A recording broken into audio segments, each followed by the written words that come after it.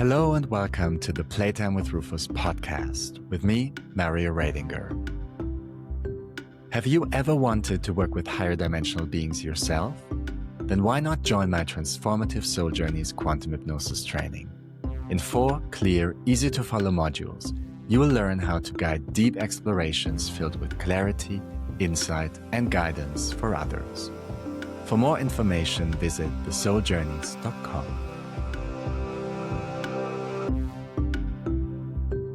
Hello, and welcome to episode 25 of Playtime with Rufus, a spiritual and metaphysical podcast unlike any other. As always, I'm your host, Mario, and Rufus, Emily, and I are very happy you're here with us once again as we explore the depth, the rules, the twists and turns of what it means to be a human avatar in this incredible Earthian playtime.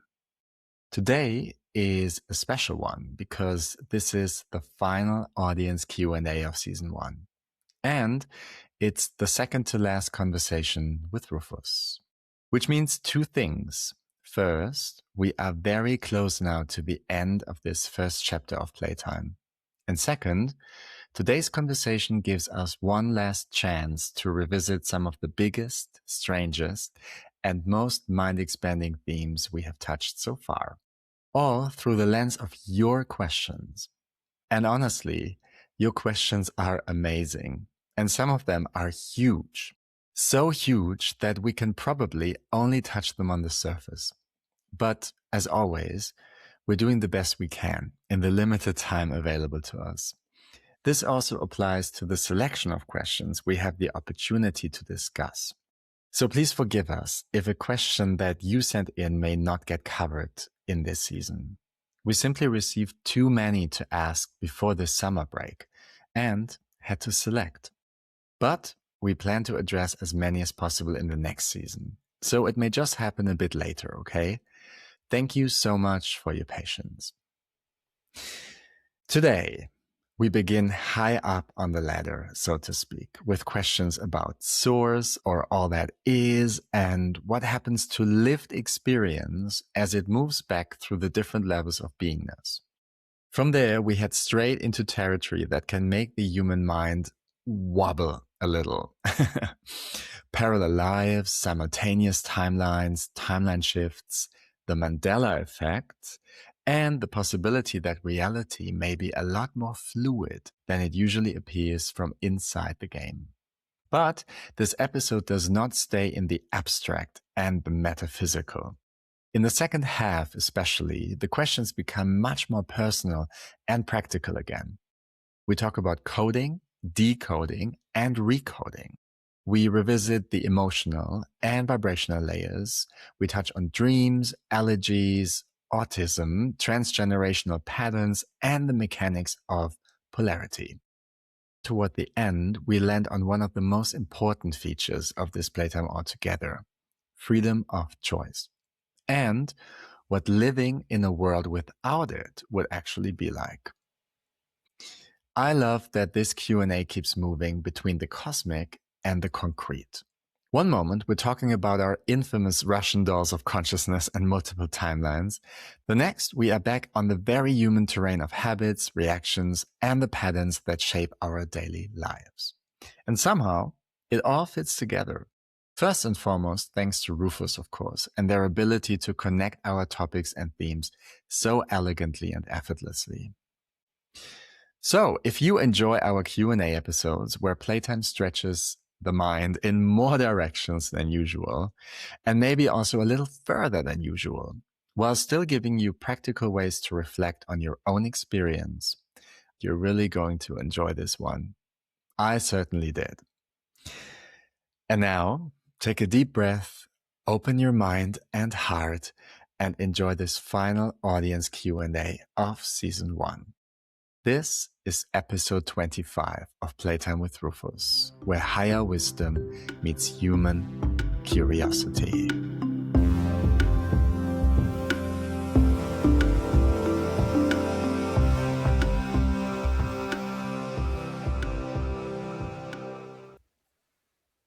And now I would like to ask Rufus, to integrate themselves into the body so we can speak to each other again. May I speak to Rufus again, please? Yes, you may.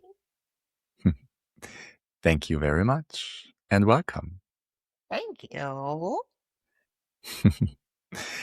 It's so nice to talk to you again. It's been a while on our plane. Yes, we're aware of it. Right. Before we start, is there anything we can do to make Emily more comfortable or help you come through?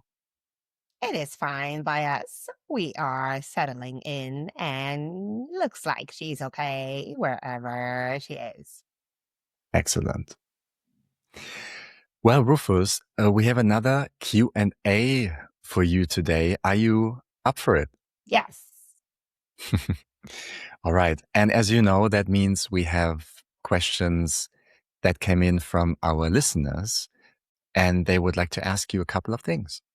Yes. Let's try to answer it. Wonderful. And again, I would like to give you the challenge of, Keeping it short. yes, you remember. Okay. But of course, feel free to say whatever you feel needs to be said. But yeah, I think you know, right? Well, What? at least we are intending to do so. Okay. I will try to keep you in line. Thank you for that. All right, let's dive in. The first question is a pretty big one to start with. It's about all that is, or source, right? The one I think we've called it a couple of times. Yes. And one of our listeners is asking, in regard to the way that the player integrates the experience of the avatar, right, in the playtime, is a similar process taking place on the all that is level regarding the smaller Russian dolls? Is it integrating everything in real time, so to speak, or does that process look like? Just trying to precise your question, Mario. Do you mean by that? Do the player themselves or higher, let's say, degrees of player integrate into all there is? Or do you mean all there is integrating like self by having those experiments? I would say the first. The first. So yes, of course, it's like if you are, let's say, a player going into Earthian playground, and therefore you're becoming what we've been calling an avatar in order to experience this lifetime, then you will be integrating as an avatar during your game, as a player outside this game. And therefore, because the player has integrated, then the higher self, because remember, higher self is higher, higher, higher, higher. We're not gonna get over it again. But basically, the higher self of the player and the higher, higher, therefore, they will integrate as well because every level of beingness will be integrating what this level of beingness experienced. Does that make sense? Yes. So it's like the avatar you will have an impact on every other aspect of you in different realm or in different degree of beingness, including the biggest degree there is that you may call source or all there is, whatever, but this will be integrating as well. Right. And I believe you stated in the past that the avatar, let's say, personality construct, right? Yes, It kind of continues to exist as yes. part of, right. And the same is, I assume, true for players or higher players Yes, integrating into because stuff. it's now a part of the experience. So Mhm. therefore, they will keep on existing as is, but they will be part of a bigger, let's say, experience of beingness. Yes? Yes. but it doesn't mean they will no longer exist. It will mean they will integrate and they will bring back the information they gathered. So therefore, pretty much every level of existence will be integrating as well, whatever this level of existence has been living or experiencing. So Yes. it's like, in order to reformulate that, what the littlest, this is hard to say, the littlest Russian doll will be experimenting, then the biggest Russian doll will gain from as well and will integrate as well. Does that make sense? It does. Okay, but it would not be accurate for the reverse mechanism. Let's say what the bigger self is able to integrate might not be true for the most little Russian doll because it works on the other way. Yes, the most little Russian doll does not contain the biggest Russian doll. The biggest Russian doll contains the most little Russian doll. Yes. Right. Yeah. Okay. Yeah.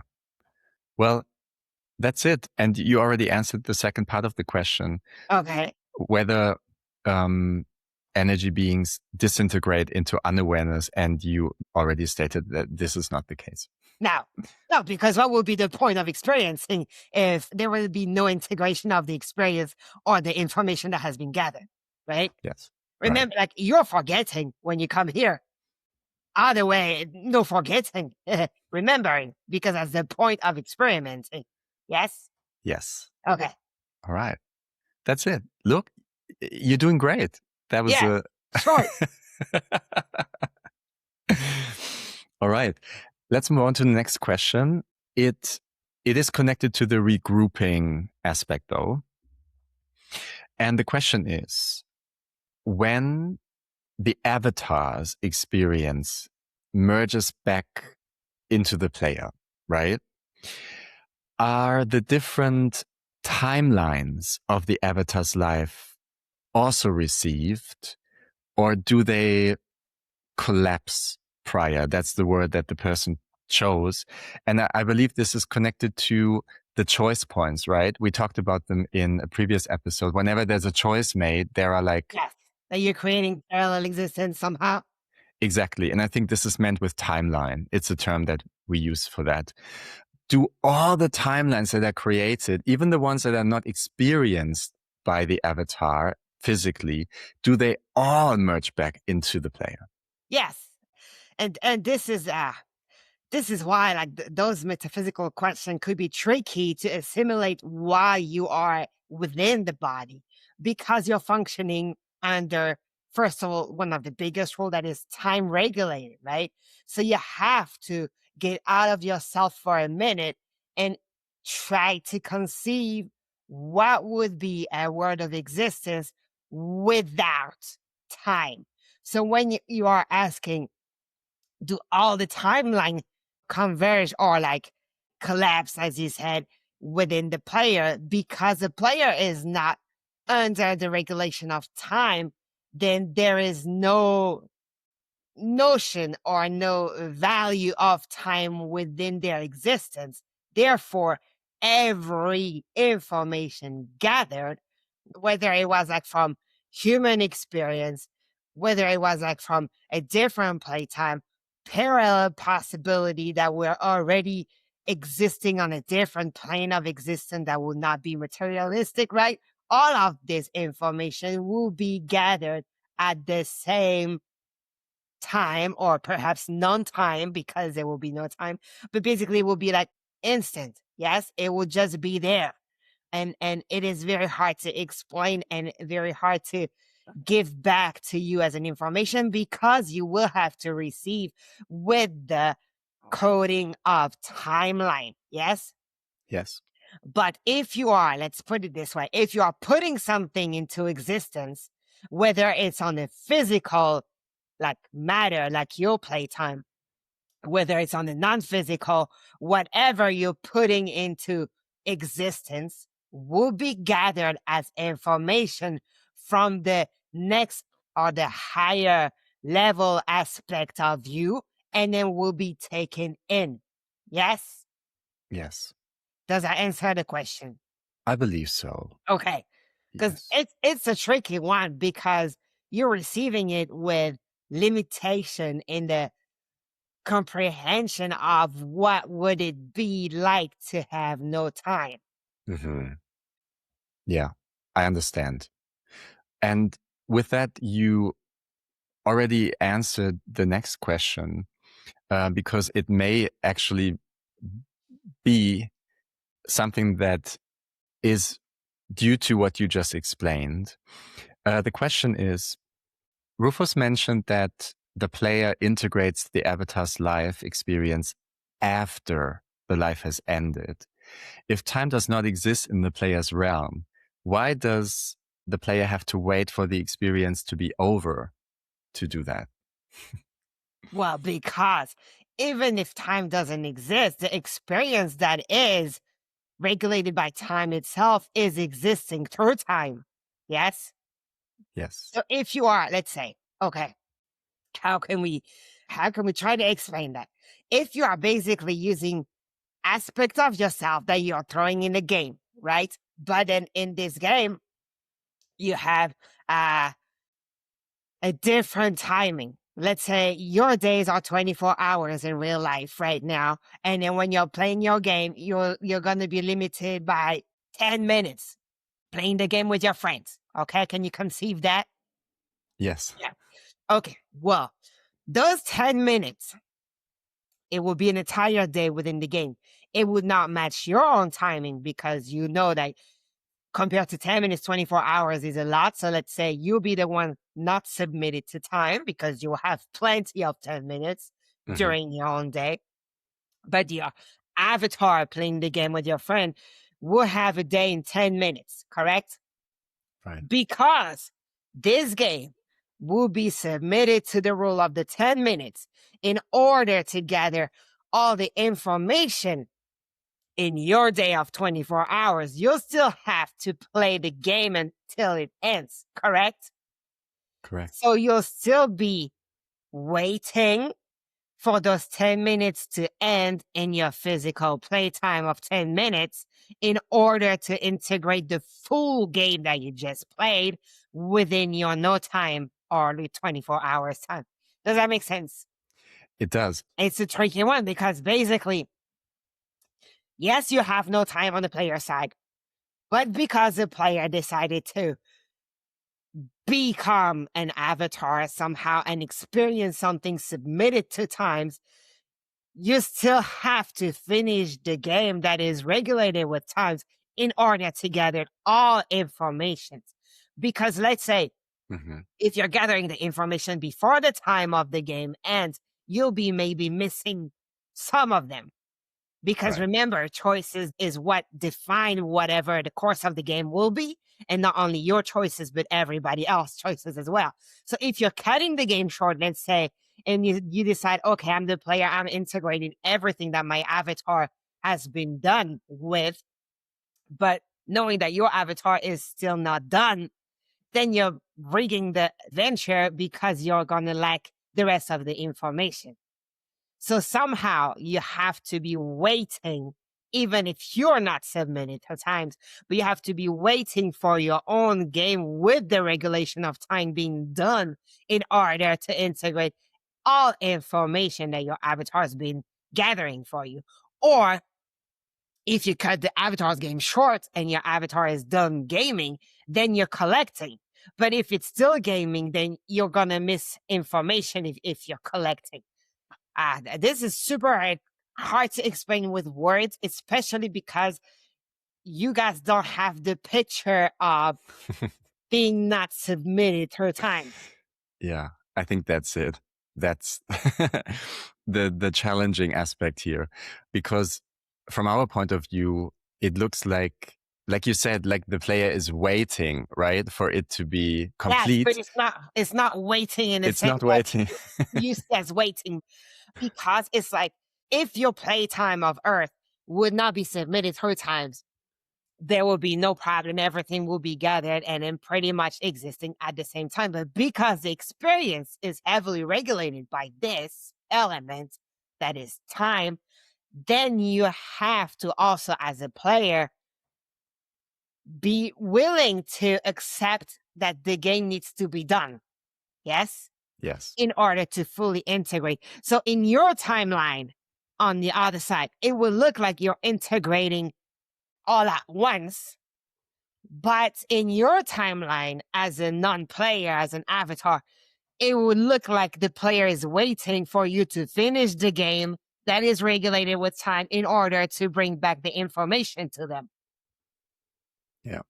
So you have two perceptions that are completely different. And it's not that one is accurate and the other one is not. It's just that they are not regulated with the same thing. Therefore, they cannot be compared or comprehended the same way, because when you're observing, it is just not the same condition that has been given to the observer. Does that make sense?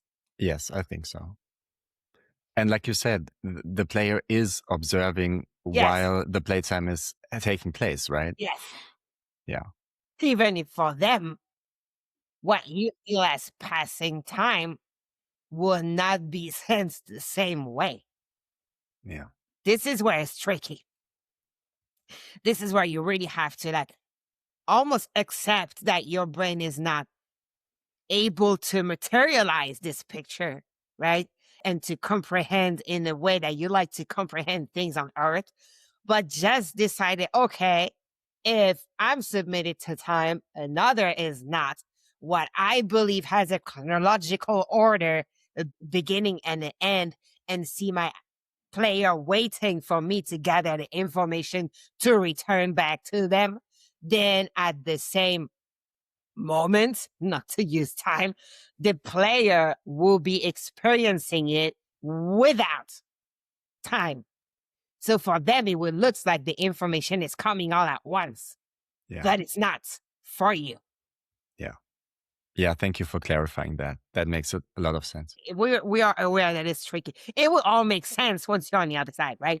But I'll just accept that it's kind of like a little tough to grasp, because also the mind of a human needs to comprehend in order that we can grasp the idea. When we say grasp, it's not for nothing, right? Because when you're grasping something, you have a hold on something. So this is why comprehension would say you're grasping the idea, is because you're almost able to touch it in a sense that you can lay it in front of you and it will all make sense. Now, if you have an element that is out of your comprehension, for example, being regulated without time, then this is kind of blowing out your ability to fully comprehend the information given. Yes? Yeah. I understand. Just accept this. Accept that what you believe is chronologically based and has beginning, middle, end, and timeline. This is true for you. It's not true outside. Yes. Yeah. And therefore, yes, you have to see your player waiting for you to be done, but the player is not waiting for you to be done. Yeah. Yeah. Yeah. That makes sense. Yeah, for us, it does, but yeah. Well, conceptually, intellectually, it makes sense. Yeah. Okay. Let's stick with time for a bit longer. And this is about the different playtimes or the different incarnations of a player taking place at the same time, right? Yes. Parallel. You already explained that what we call past lives are not actually past lives. It's all happening, right? Yes. Well, Yeah. depending on where your observer is placed. Yes. Yeah.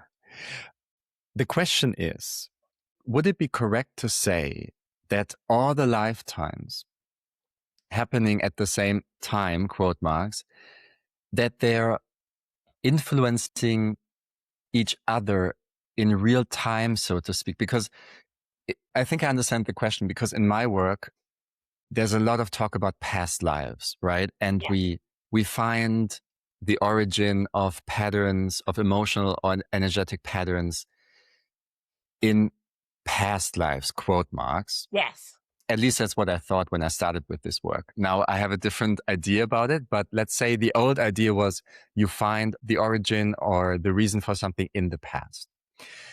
Knowing now that all these lifetimes are really not linear, they're taking place parallel, so to speak, Would it be correct to say that what I'm doing today may affect another avatar of mine in, I don't know, the medieval times on their day?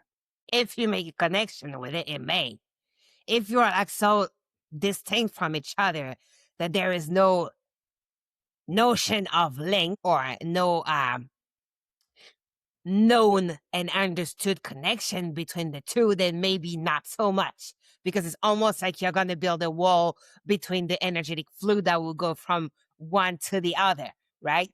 But if you are witnessing a connection, if you are becoming aware and then you're coming to an understanding that, okay, you exist simultaneously in different lives. And therefore, if you recognize there may be a possibility of connection and therefore a possibility of influencing each other, then yes. Or, okay, what about the instances where I may not have the awareness of the other lifetime, but there may still be an influence? I give an example. Yes. Another avatar in another life is drowning, right? Yes. And so I may have a fear of water, even though I'm not aware of that other avatar that Yes. drowned. So, Because then you're talking, remember the breaches, if we're recalling it right. We were talking about in the chapters of layers, right? mhm. Layers that comes within your avatar self. And then we're talking about breaches, where the signal is so strong that it breaches through layers. When something is so like potent that it will somehow altered coding and everything. Do you remember us talking about this previously? Yeah. Yes.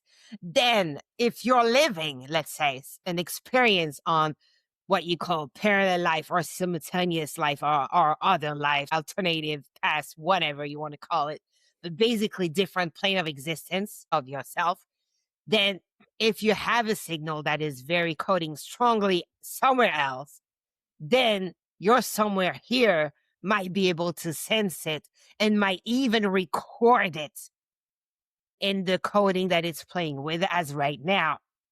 So let's say if Mario medieval time is drowning and then Mario like 2026 time is afraid of water, then there is a high possibility that it coded so strongly in the medieval life that the Mario now is remembering the code of, I'm not getting into the water.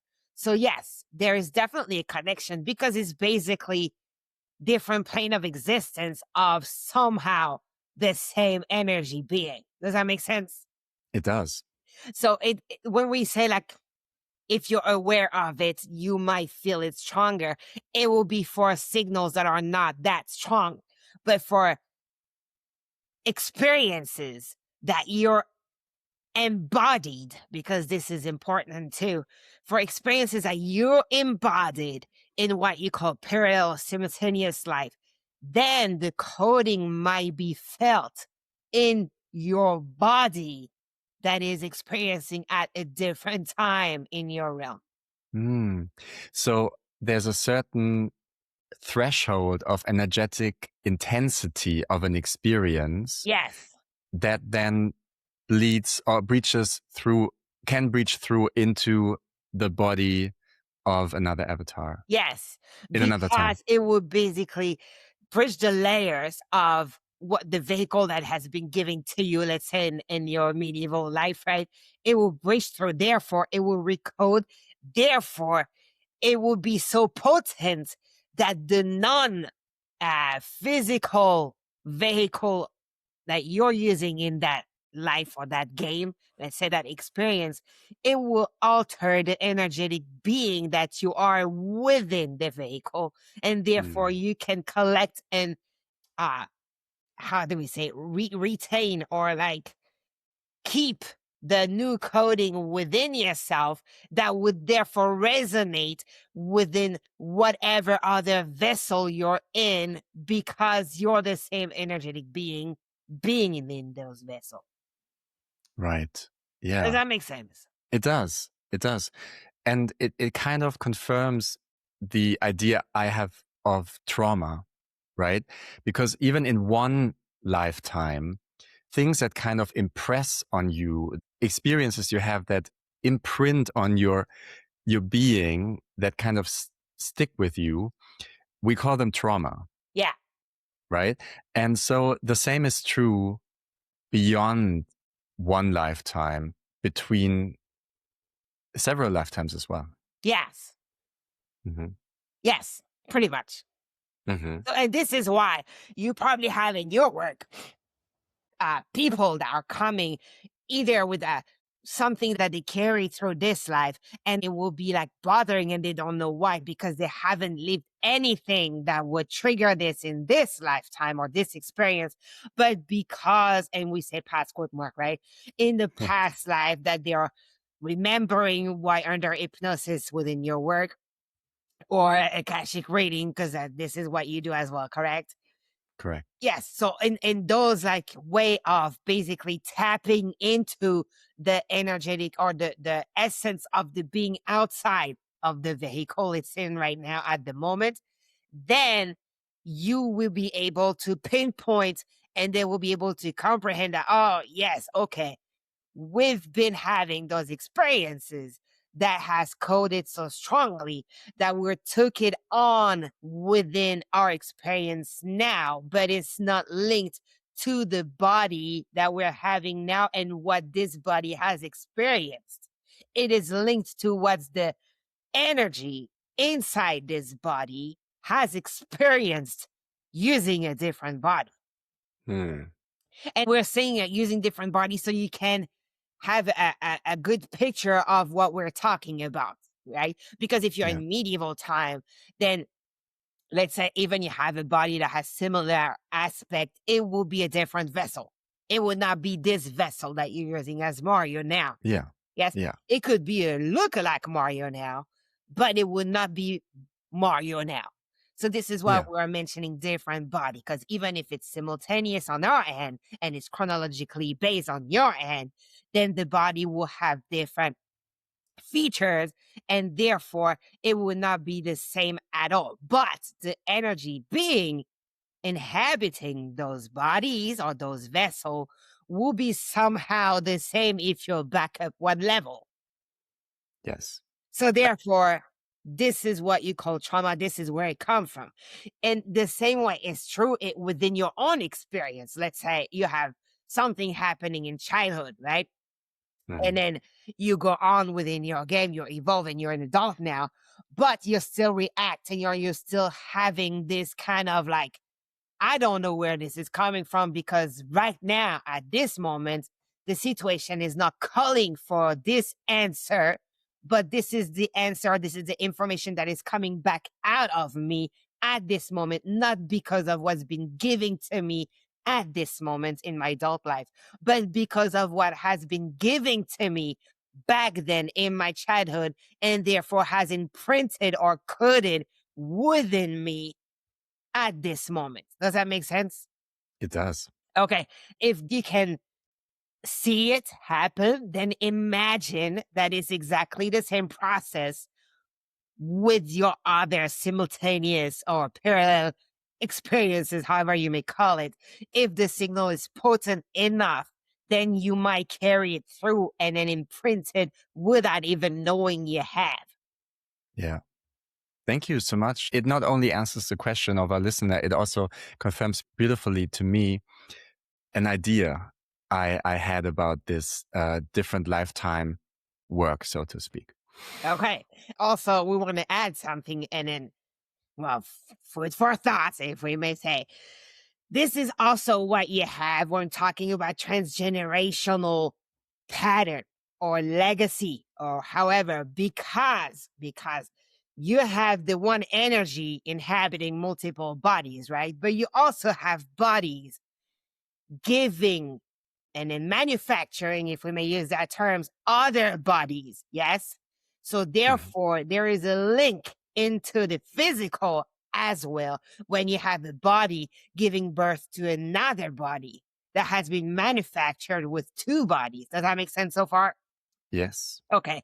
So if there was some imprint coding already the vessels, the fabrication and the manufacturing of new vessel will therefore be carrying also some imprints as well, on top of the energy being carrying imprints.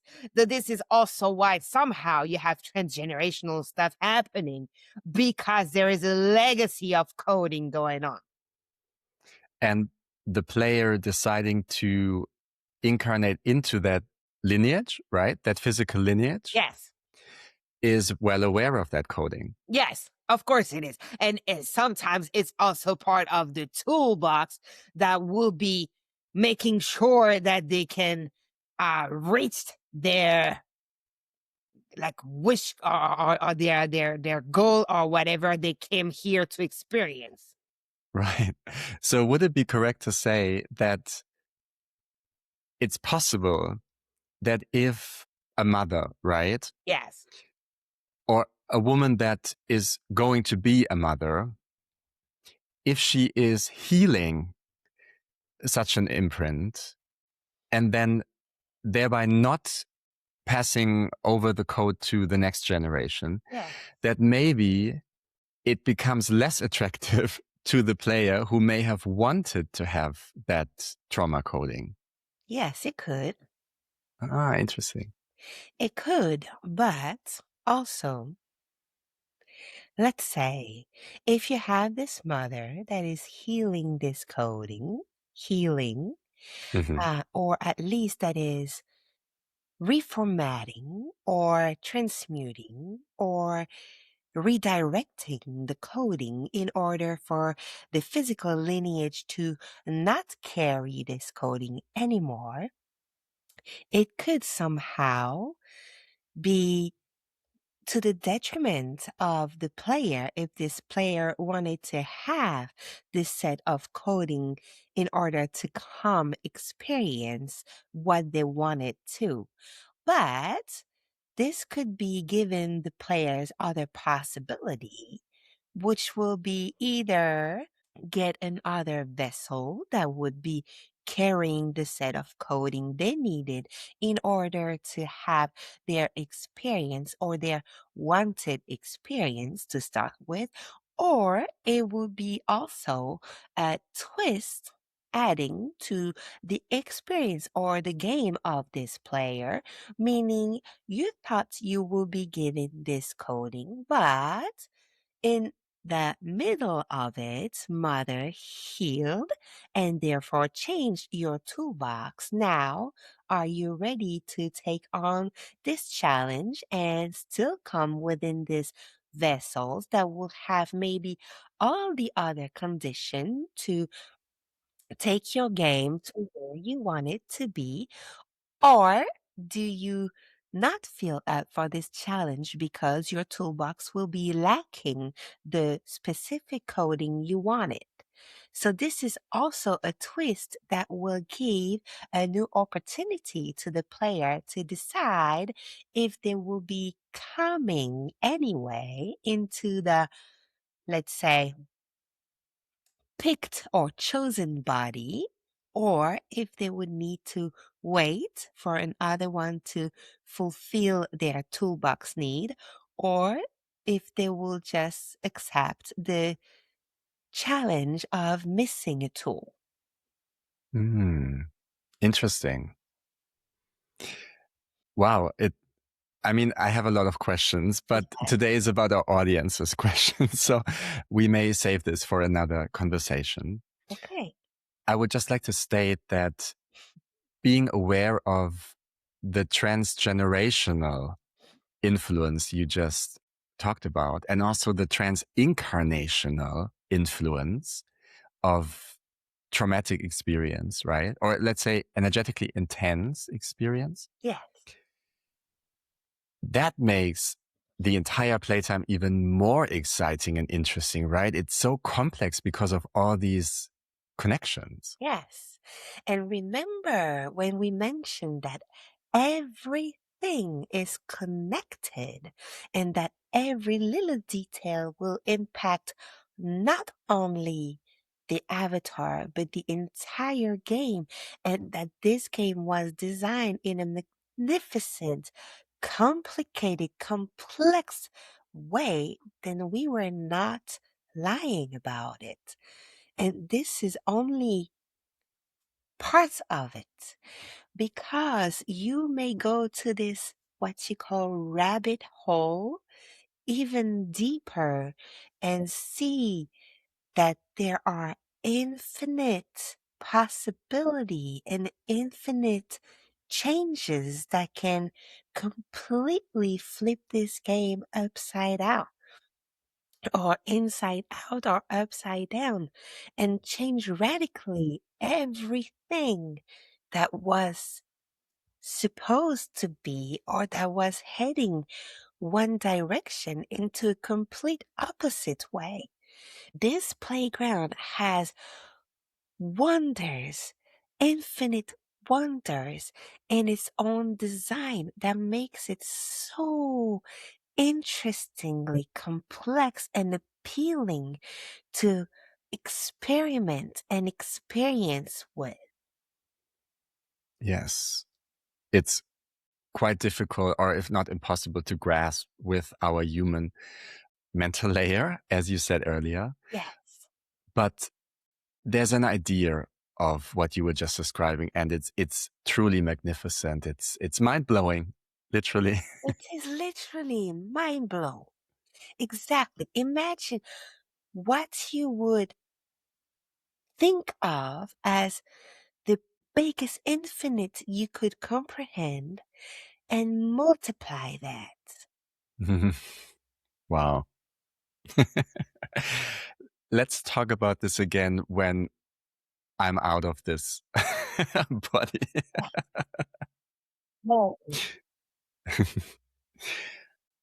All right. Yes. Thank you so much. That question is beautifully answered. And there is one more that I feel fits quite well here at this point of the conversation, considering that we have talked about different timelines, right? Happening parallel in one incarnation with each choice point. New one is created. And also considering that different incarnations are taking place parallel for the player. Is it correct to say that there are also different versions of the same playtime happening for the player? For example, do you understand what I mean when I say global Earthian timelines? we believe so. So other paths of evolution that the playtime may have taken or is taking, is that happening at the same time as well? And if so, is the player aware of those?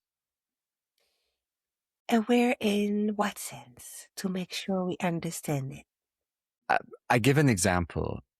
We have a certain technological level present in this playtime, right? Yes.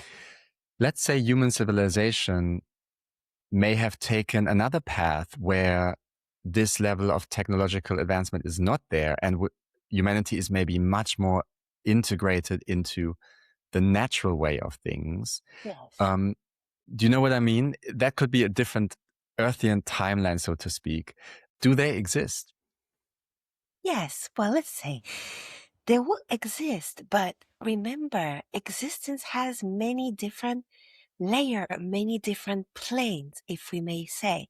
So it will exist because as soon as you can think of possibilities and multiple choices, you are therefore creating them.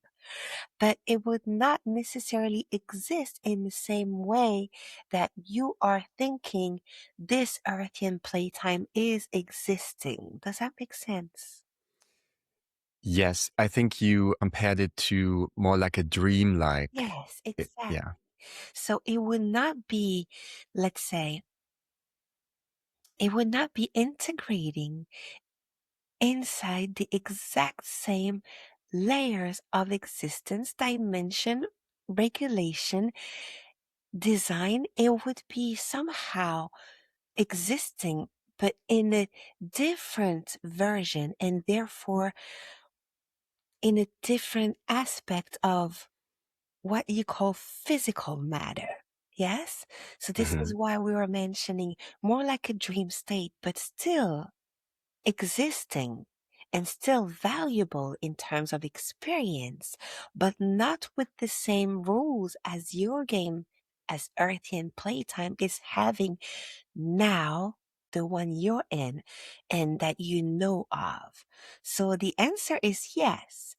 Every time there is possibilities coming up and choices and that you can somehow envision or imagine those choices being real, you're creating them. But no, it would not be existing in the same exact way as your time here is existing. Hmm. Does that make sense? It does. It does. I'm asking because there is this concept, this metaphysical concept that we have here, and I believe the questioner may be referring to that, of jumping timelines. Yes. And so by certain actions or choices that are being made, maybe not even by individuals, but also collectively, that as a species, we can jump onto a different timeline.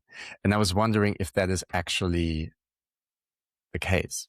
It is a possibility, but jumping timeline does not mean you're jumping timeline in an exactly same regulated world. Hmm. Jumping timeline means you are jumping from A to B, A being A, B being B. They might look alike, there might be similarities, they might be almost identical, but it doesn't mean they are. Because if they were identical, what would be the point of having two? Yeah. Yes? So when you are referring to, is it possible to jump timeline?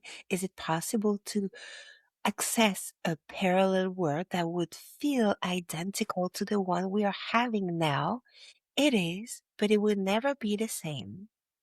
It will not be the identical world that you're having now. Therefore, if the question is, if I am creating a parallel life in what I think is Earth, is it possible that those two are existing inside the same system, inside the exact same design, inside the exact same playground, with the same regulation, same design, same everything? Then the answer is no, not really. Hmm. The example that you gave with A and B, Yes. right? So we've established they're not the same, but they still appear like an Earthian playtime experience. Yes. When we jump from A to B, does it mean we are pulling a dreamlike version into physical reality? Or does it mean that B, timeline B, has existed and we're actually, I don't know, moving into it, if that makes sense? It does make sense. Well, it depends from which place you're observing it.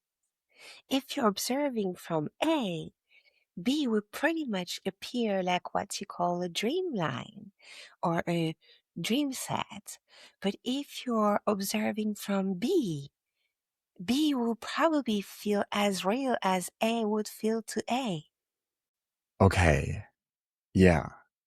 Again, metaphysical could be so complex to grasp at time, and it's more a conceptual thing than a tangible one, if we may say. But everything will depend on where the observer is placed. Yes? Hmm. So what you are sensing as being real, tangible, physical, real existence, being a player incarnated in A and an avatar observing in A, then yes, everything will feel like it's real, like it's physical, like it's tangible. And therefore, if you're creating a timeline that is called B, that will look like an A, but you are still yourself placed in A, you would perceive B as less physical than your A world, as a more dreamlike state or more um, non-material state of being, because you're A placed in A to observe B. But now, if you're A migrating into B, and now you're observing B placed in B, then B would appear to you as real, tangible, physical, and fully existing as the A that you know. Does that make sense? It does, yes. Okay. And may I ask a question? Yes. I don't want to open like a gigantic box here because I feel like we could. And We are I on don't want to the verge of it. say that again. We are on the verge of opening. Yes. And I have to pull my own nose because, I asked you to keep it short and now I don't want to digress. I would just like to add something that may be of interest to our listeners. And please let me know if this is something we could better address in a future conversation. But there is something like a phenomenon we have here. It's called the Mandela effect. I don't know if you're aware of it. Yes. Right. Okay. So it's basically about avatars being convinced that they experience something a certain way that is suddenly quite different. And it's disturbing or confusing to them because it feels like they're in a parallel version of their playtime. Yeah. Even though they have this really distinct memory of something being a certain way. Can you speak about that? What happens there? What is happening? Well, a possibility will be that they merged with the existing self that is living through a similar but yet different situation. If you're merged, like for an instant that remember only exists in your regulated time, but does not exist outside of it. So if you're merging and gathering and bringing back these information, then it would feel like you actually lived in a different world for a minute. Does that make sense? It does. Continue for now. Yes. Yeah. So let's say if you are, let's use the alphabet letter because it's probably easier, yes? So you have the A, the B. If you have the A, experiencing somehow what would be a B life, yes? And it's convinced that, no, it feels real. It feels like I lived it. It feels like I've really been there. It's probably because somehow they've been merging.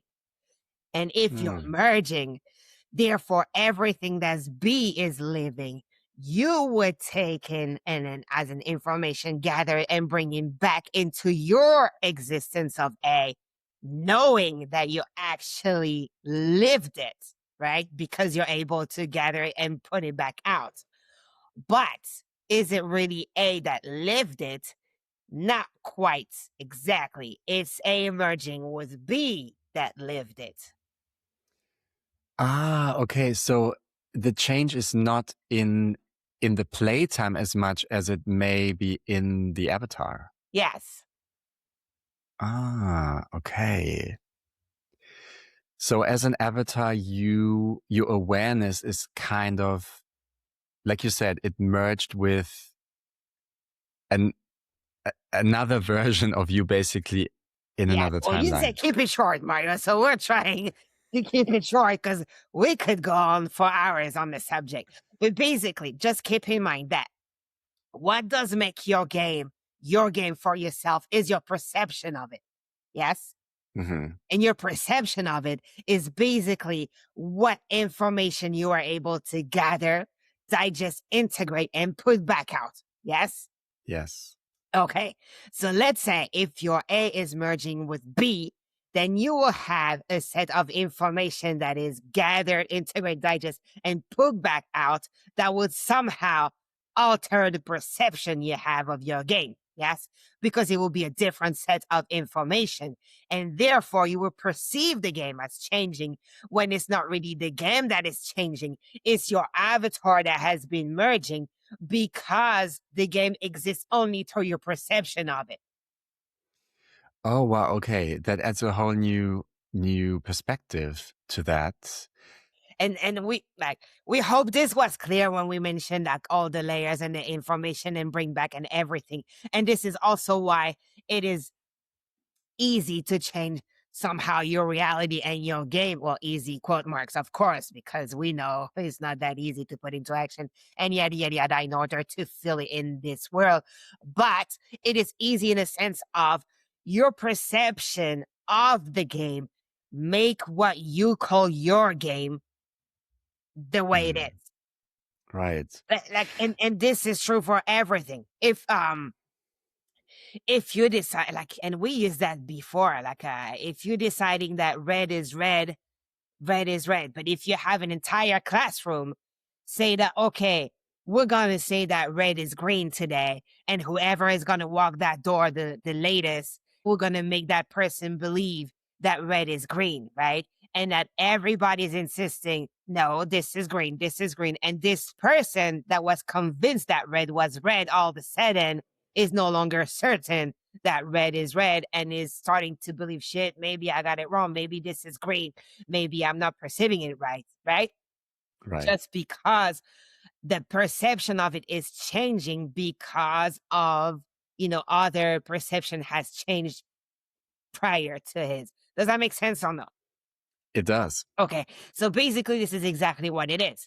You and your fellow avatars altering the game or making the game what it is. If you have a certain perception of it, then your game is going to be this perception and your reality is going to be existing this way. And then you're going to be describing your world this way. Now, if your perception is changing, or if the perception of everybody around you is changing, and therefore you're doubting yourself, and therefore you're making your own perception change because of the other perceptions that's changed around you, then your game is changing. Right? Hmm. And then if we are looking from, let's say, an outside point of view, right? And then we're looking at this classroom. Red was red to start with. This is our observation. We understand what red is. You code red color. Okay, we get it. Now we'll see everybody else changing their perception of red and decide that red is green. And we see the latest coming in, being sure that red is still red. And we are seeing all of this. And then all of a sudden, with the pressure, with everything, this latest is deciding that, okay, I might as well join. Red is no more red. Red is green now. We as observers seen everything happening. Nothing has changed for us, right? Because we're outside of it. So our perception of it is still the same. Nothing has changed. But for the one within this classroom, everything has changed because now red is green. So red is no longer red. So if your friend was dressed in red, now you're perceiving it as dressed in green and yada, yada, yada. A tomato is now green. A red apple is now green. And you see like everything starts to change. For us, nothing has changed because we have the same exact information and we're just observing everything being perceived differently. That because we are not within the experience, our perception of it is different. Does that make sense? Yeah. Yeah, it But does. for the one inside, the game instantly changed.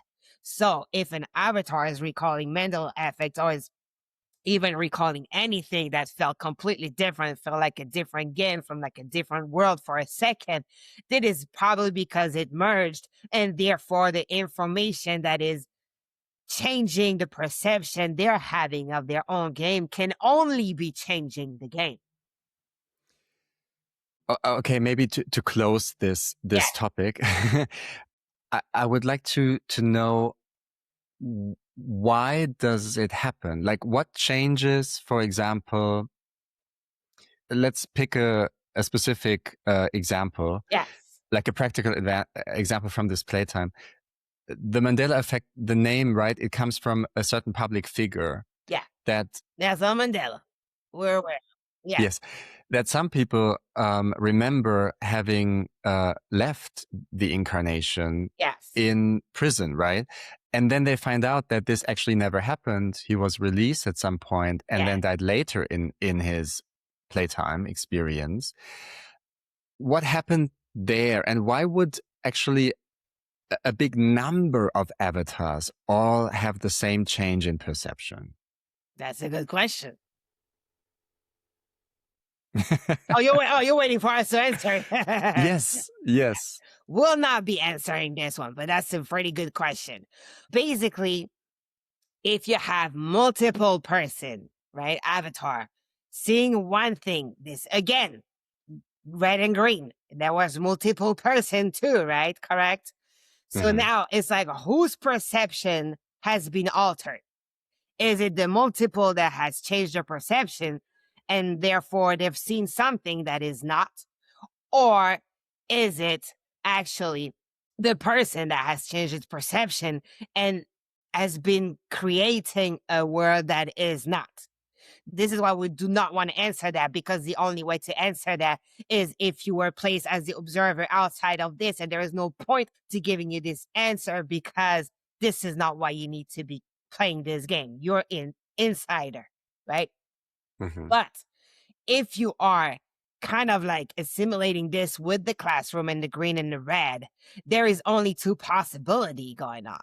There's either the entire masses that has been experiencing this jumped or merged, if you may say, with another layer of existence, gathering the information and putting back into this realm and having this effect of, oh, he's dead and we know he's dead and now he came back.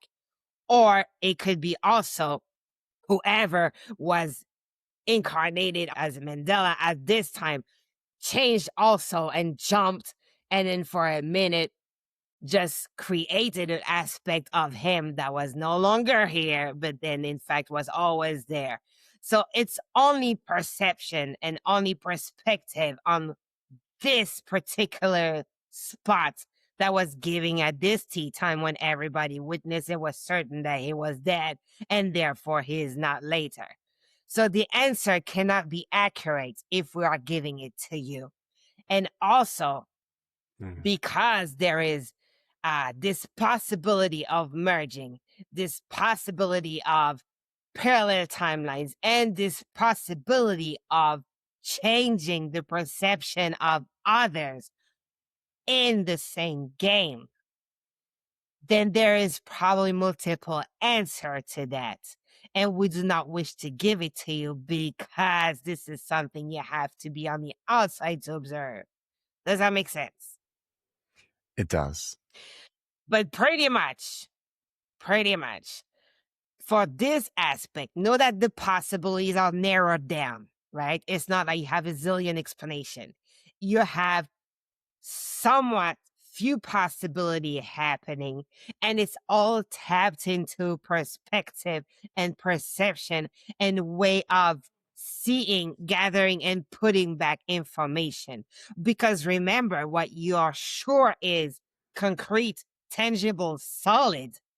If you're asking us, it is never concrete, tangible, and solid. Yes? So if at one point what you are sure of observing has been altered by the way you're receiving information, the way it's put back out, and the way you're perceiving things to be, you can be convinced of the green being red, the red being green, or the red being red, the green being green, because this is what has been given and what you chose to receive and put back out. But it doesn't mean that this was actually accurate for the description of what we could observe or what an outside of the situation could observe. Does that make sense? This is tricky to answer without answering that question. Yes, I understand. Well, it's interesting that perception plays such a big role here. Of course it does.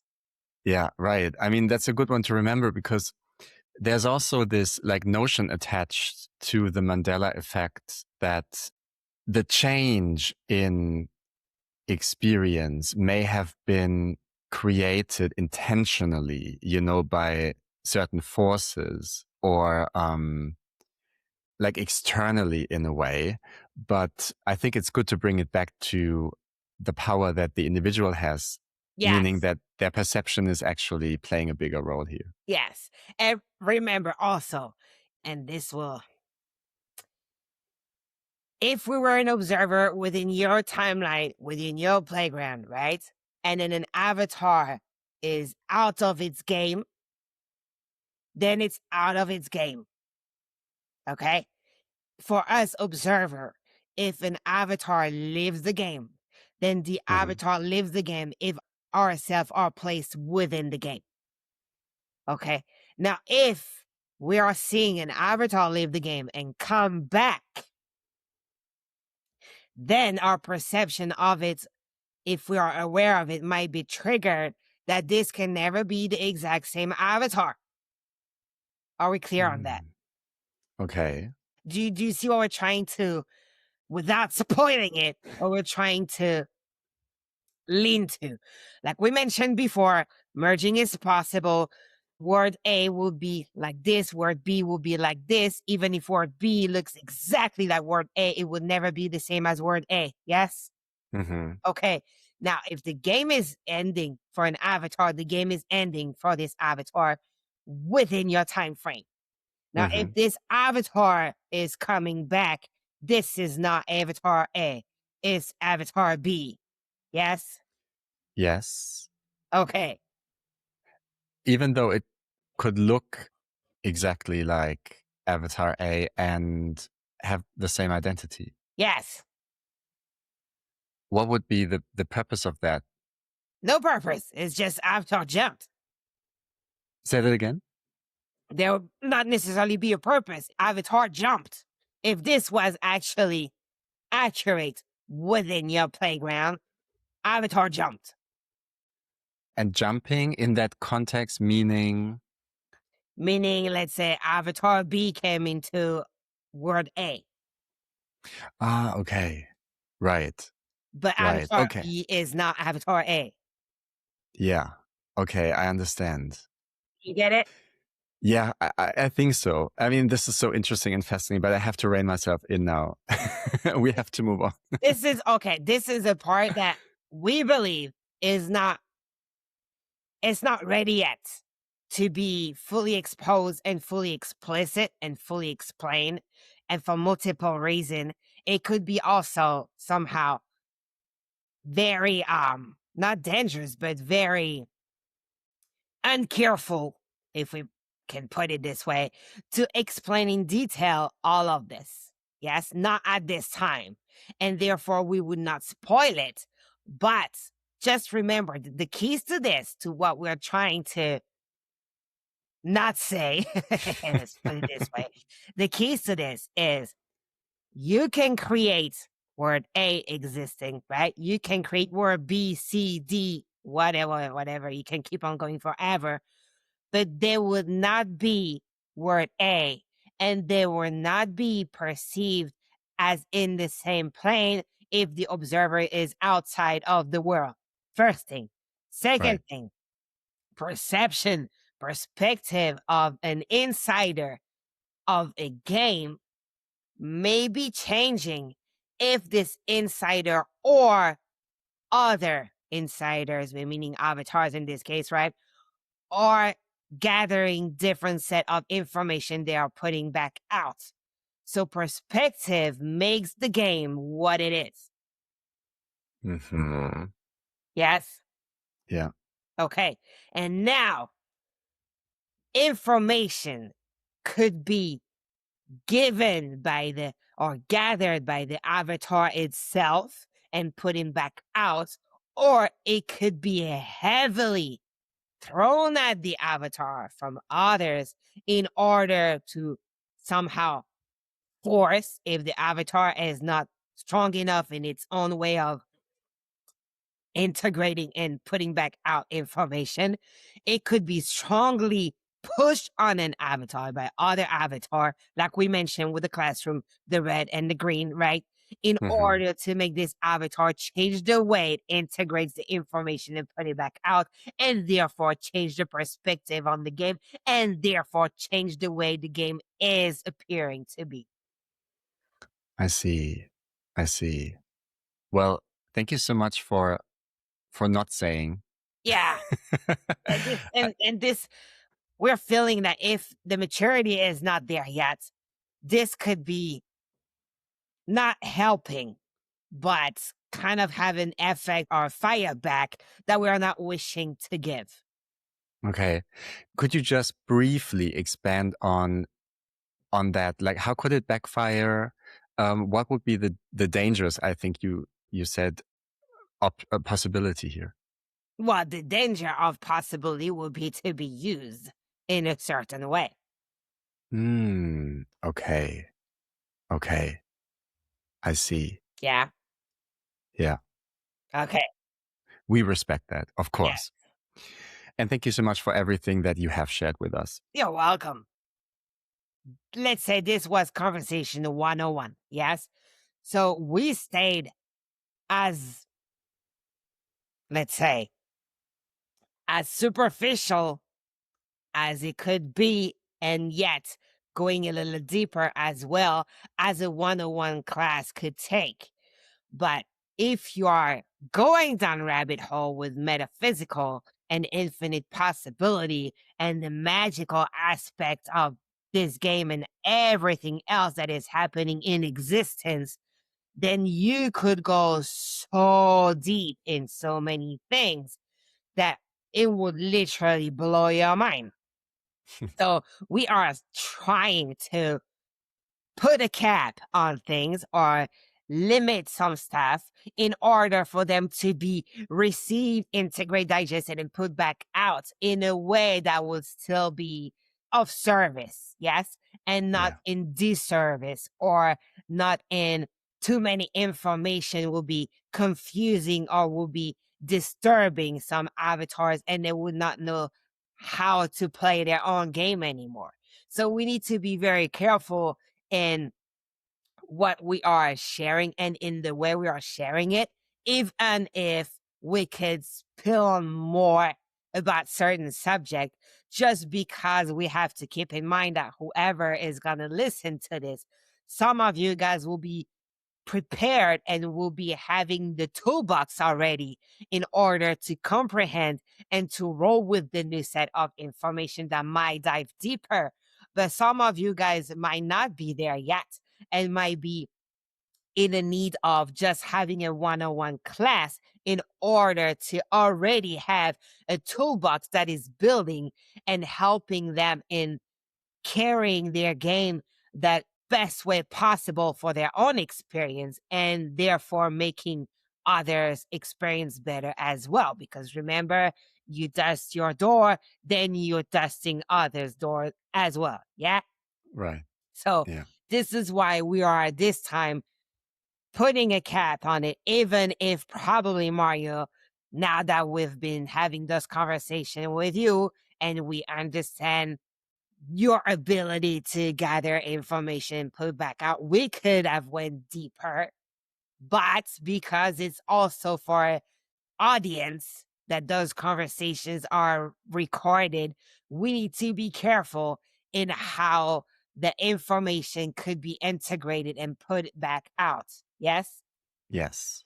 So this is where we are setting the cap on this one, knowing that there is way more that could be discussed. Okay. We understand. Okay. And thank you. Thank you for emphasizing that it's, of course, our main intention priority here to serve, the entire audience. Yes. So yes, for sure. All right. Let's move on to the next topic. Yes.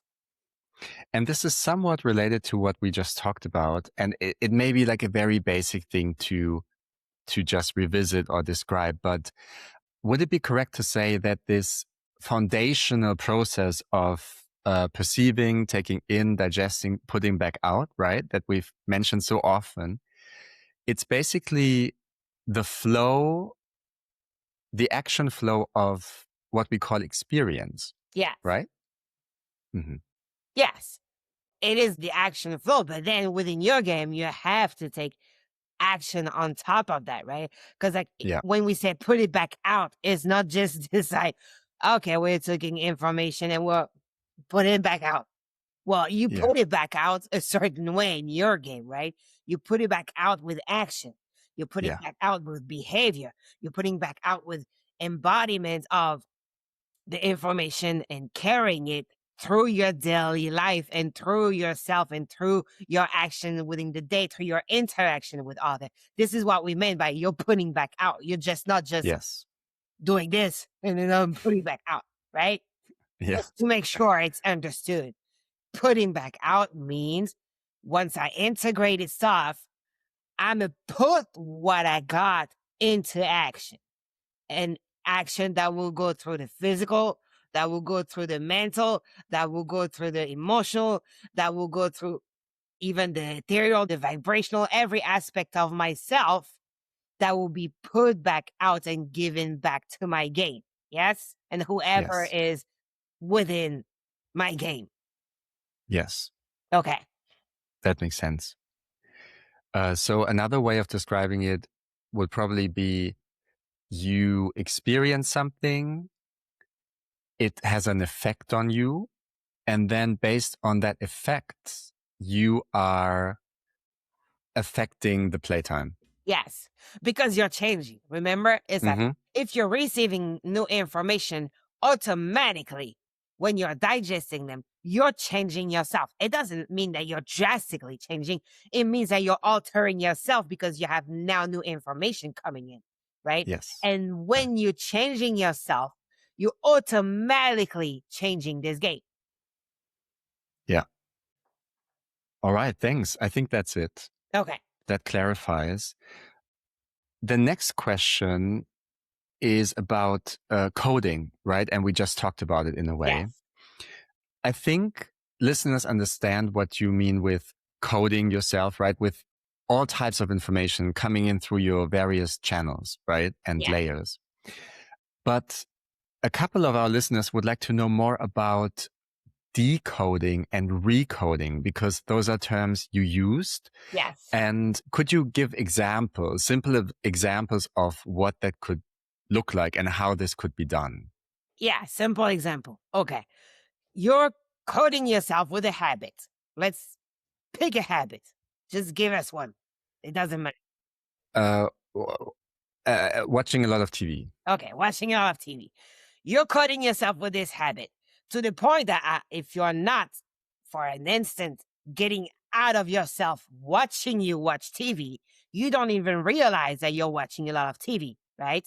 It's becoming aspect of your daily game, of your daily life, and it's becoming aspect of you. You're watching a lot of TV. Now, maybe what will makes you realize that is some fellows that will tell you, oh, you're watching a lot of TVs.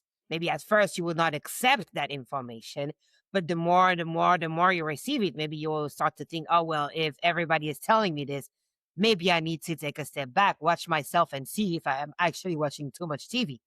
And the next thing you know, you kind of monitor yourself and you see yourself watching TV as soon as you get up in the morning. Then you go to work, then you come back. You're coming into your house, boom, you're putting back the TV, you're watching it again.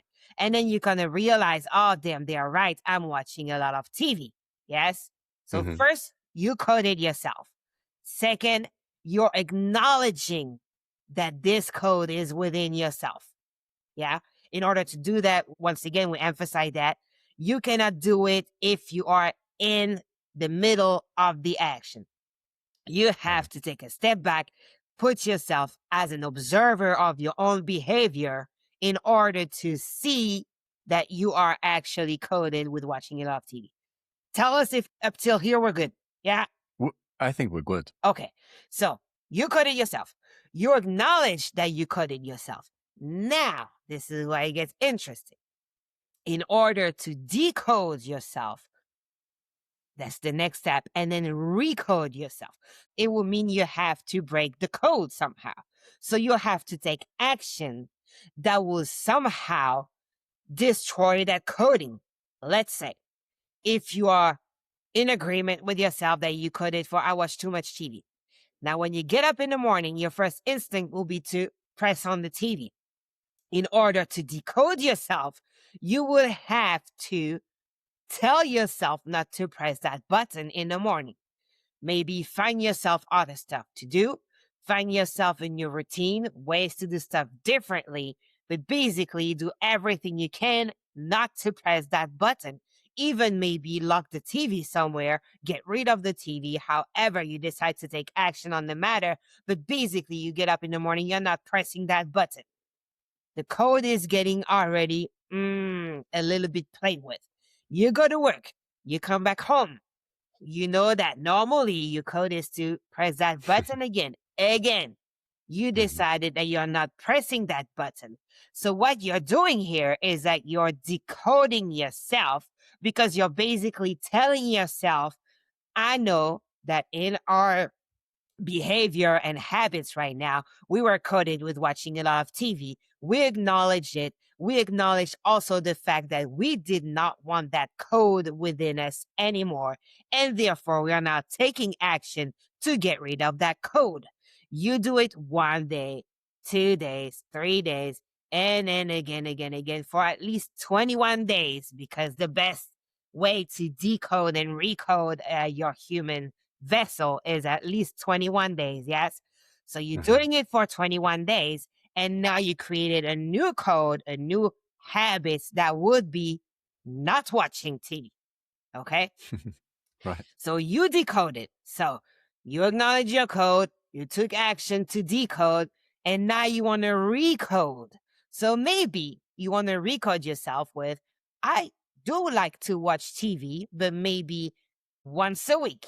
If I want to watch a movie, or I'm okay. You're basically rewriting the codes you are okay with in your new version of yourself. So if you're okay with, I watch TV at night from 8:30 to 10, or I watch TV 3 times a week, or I watch TV only on weekends, whatever code you want to rewrite, then that's when you're recoding yourself after you decoded yourself. And then you're going to introduce that recoding by taking action. So now, instead of when you get up in the morning, no pressing button in the morning, going to work, or else coming back, if it's the day you decided that you wanted to watch TV and you were okay with this new code, you can press the button. If it falls on the day that is part of the day where you're not watching TV, you don't press the button. Doing this, then you're recoding yourself with the version of yourself that you're okay with. Does that make sense? It does. Yeah. Okay. So if you want to decode and recode yourself, the first step is to acknowledge what kind of code you have within yourself that is actually no longer serving you. And in order to do that, make sure to get yourself out of yourself for a minute, because you're not able to see anything if you're like this. If you're in the situation, you have to really have the intention to observe yourself throughout your day. So let's say if you're talking too much and you want to learn how to listen more and talk less, same stuff. Probably, first of all, if you have good surrounding and good friends, they will have let you know that you're talking too much, right? If nobody Right. has let you know you talk too much and you talk too much, change your friendship, okay? So basically, normally, if you have people that are real with you, they will let you know when something is not kind of sitting right, at least in the environment that you would like to keep and create. Maybe you don't care and you want to change your environment completely, and it's a different story. But if Right. you like to keep your fellows, if you like to keep your surrounding, and then everything is screaming at you, you're talking too much, next thing you want to do is observe yourself and how you interact with your friend. And if you realize that after an hour, you haven't heard anything about your friend's day, and you have given everything about your day, then it's probably that you are talking too much. Recognize it. Then take action to adjust it. Every time you catch yourself wanting to talk, just refrain and ask your friend, okay, what about you? Tell me about your day. What do you think about this? So therefore, you're going to create space for the other to express, and then you're going to be talking less. And then you can talk back again when it's your turn, and yada, yada, yada. So this is the easiest stuff to perceive, but it's a hard stuff to do because you have to break the habit and then rewrite it. Right. But does it answer the question? It does. Okay. Yes. And would it be correct to say that decoding and recoding, it requires, again, action, Yes. right? Choices on the practical level. Yes. And decoding and recoding is different. It could be the same, like if, let's say, like for the TV, if your decoding was, I watch TV too much and I want to decode myself from this, and the recoding was like, I don't want to watch TV at all, then it could merge, right? You're decoding and you're recoding, because basically it's like what you're going to use to decode will be what you're going to use as recoding. Is now that I decode it, I don't want this code at all in my life. You do it at the same time, basically. Yeah, exactly. It's like basically you don't have to rewrite something. Let's say if you take the vow of silence, and then your coding was, I talk too much, and your decoding was, I'm going to talk less, but your recoding is like, I don't want to talk at all, then basically what action you're going to use to decode, you're going to use to recode as well. Yeah. Yeah. But if those are different, then you're going to have to take action. First step to decode and break. So decoding, let's say in more familiar language, will be breaking the habit, breaking the pattern, breaking the behavior that you are not wanting to create. Yes? Yes. And then recoding or rewriting the code will be recreating or creating new pattern, new habit, new behavior, new reactions, new actions that you are okay and you are wanting to input in your day. Yes? Yes. If decoding and recoding are different things and they cannot be done at the same time. Yes.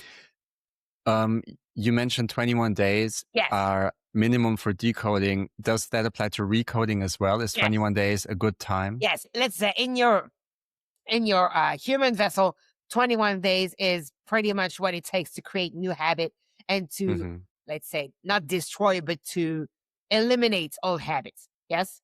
Yeah. So you take those 21 days, you go with it, and normally you should be able to decode, then add 21 days of recoding, and normally you should have been creating a new habit by those 21 days.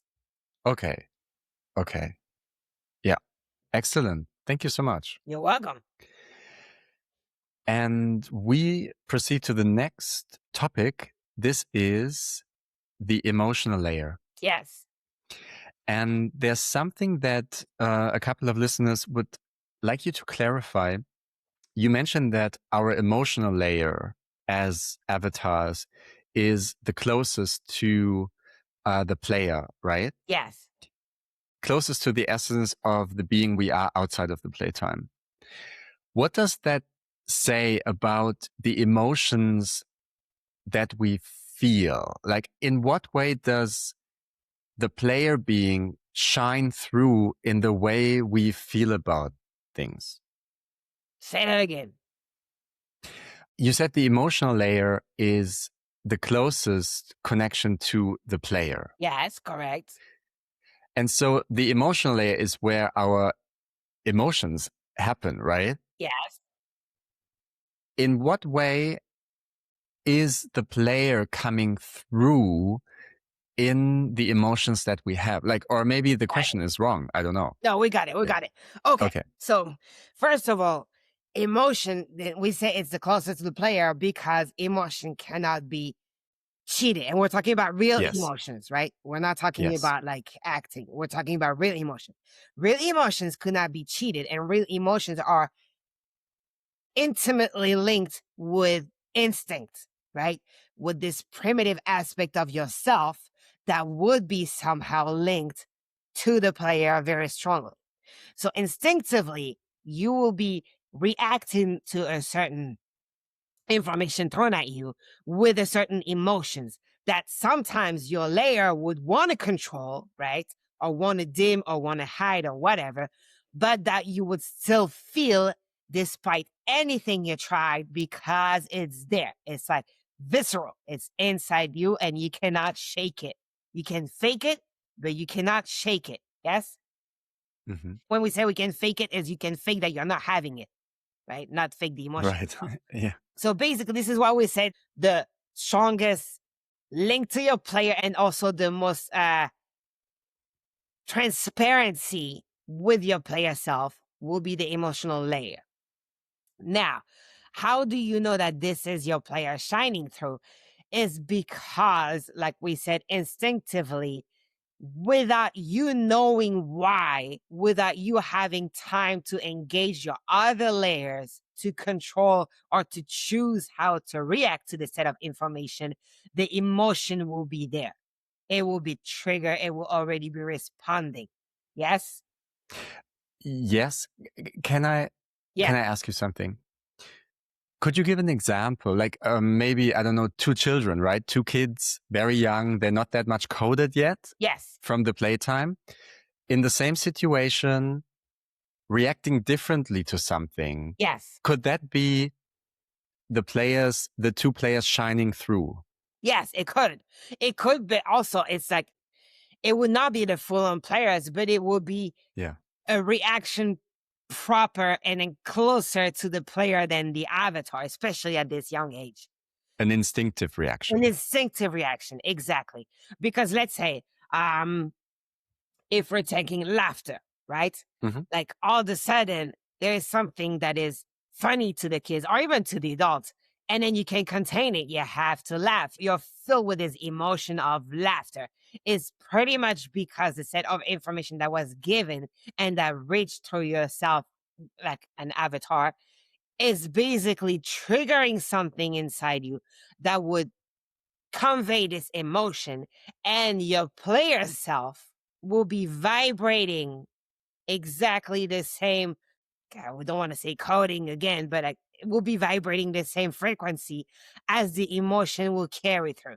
Yes. Mm-hmm. Now, as you evolve in this game, as you mature or as you're growing, and sometimes we can see that in children that are maturing very fast in certain aspect of their existence.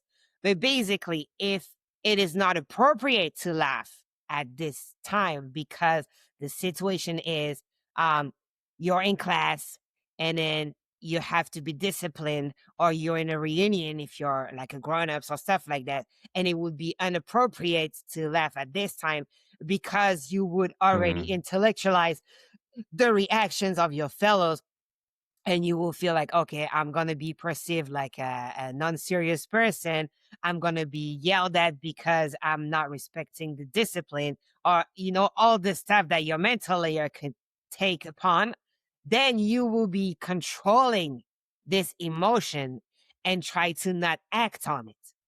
Yes. Right. But instinctively and Mhm. viscerally, and really, if you're being your true self at the moment, then you will be bursting in laughter.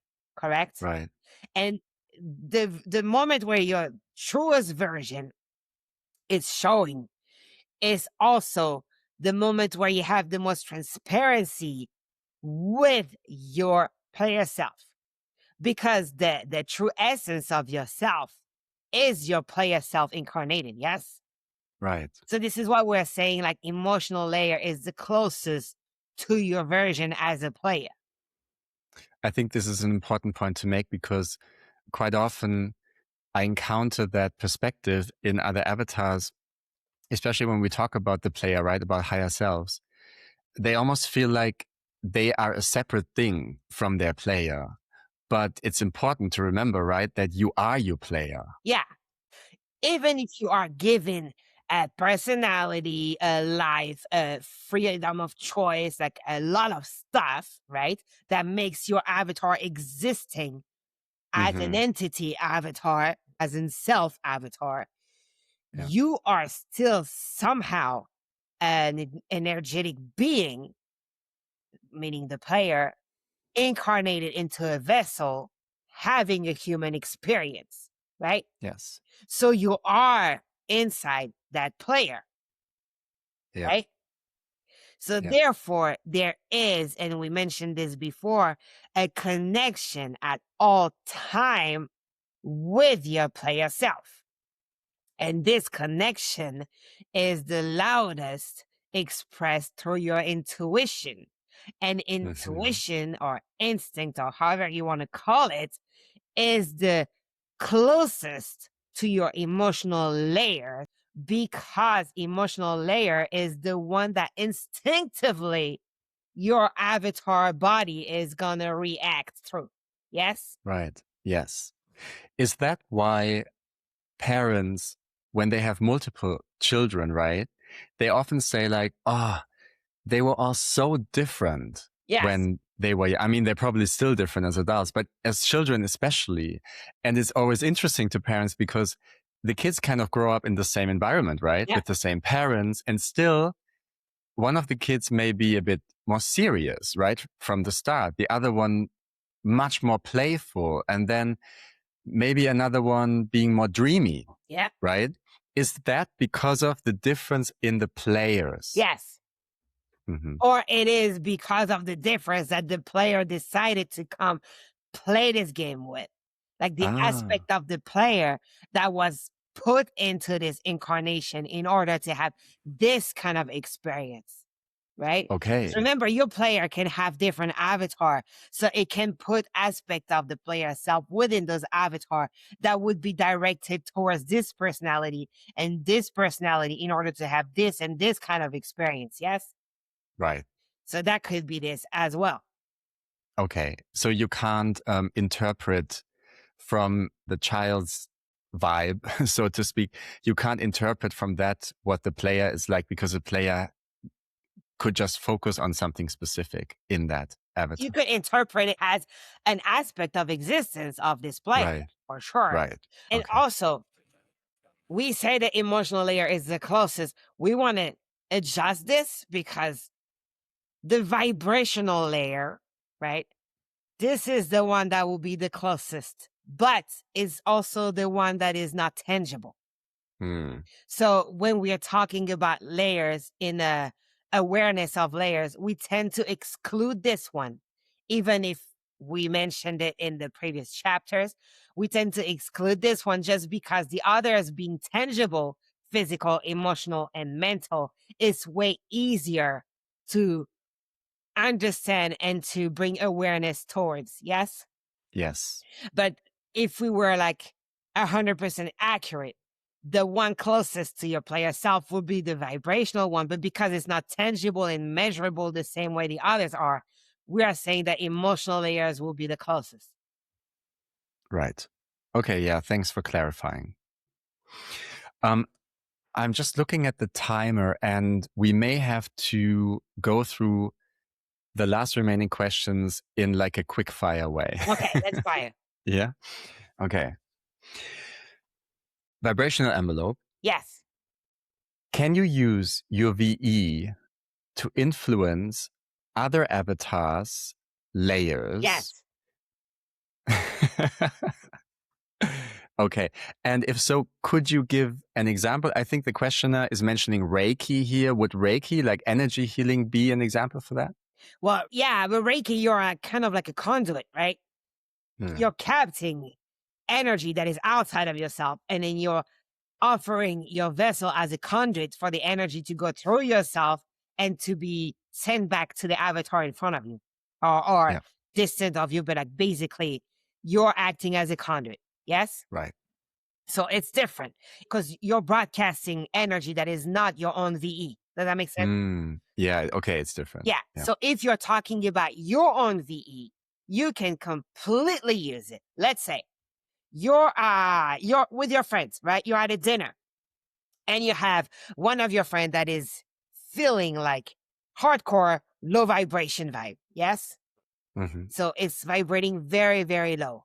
Then even if all of you guys are vibrating high or at a certain like frequency, the fact that this one is vibrating so low automatically is going to affect you, because automatically is going to create kind of like almost like a not at ease moment, or you're going to feel like, oh man, like this is like killing the vibe, or it's bringing down like the entire spirit, or something Right. is off, and therefore is gonna steer the evening in a different way that it would have been if all of you were on the same vibrational aspect. Does that make sense?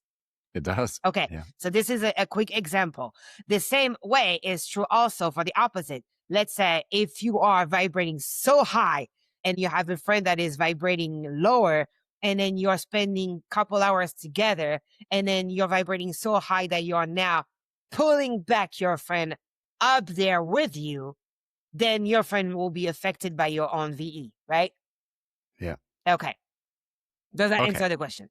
Yeah, I think it does. But usually, Um, it will be true because it will, and it will be most efficient if it was going through other layers as well. right. Yeah, Yeah.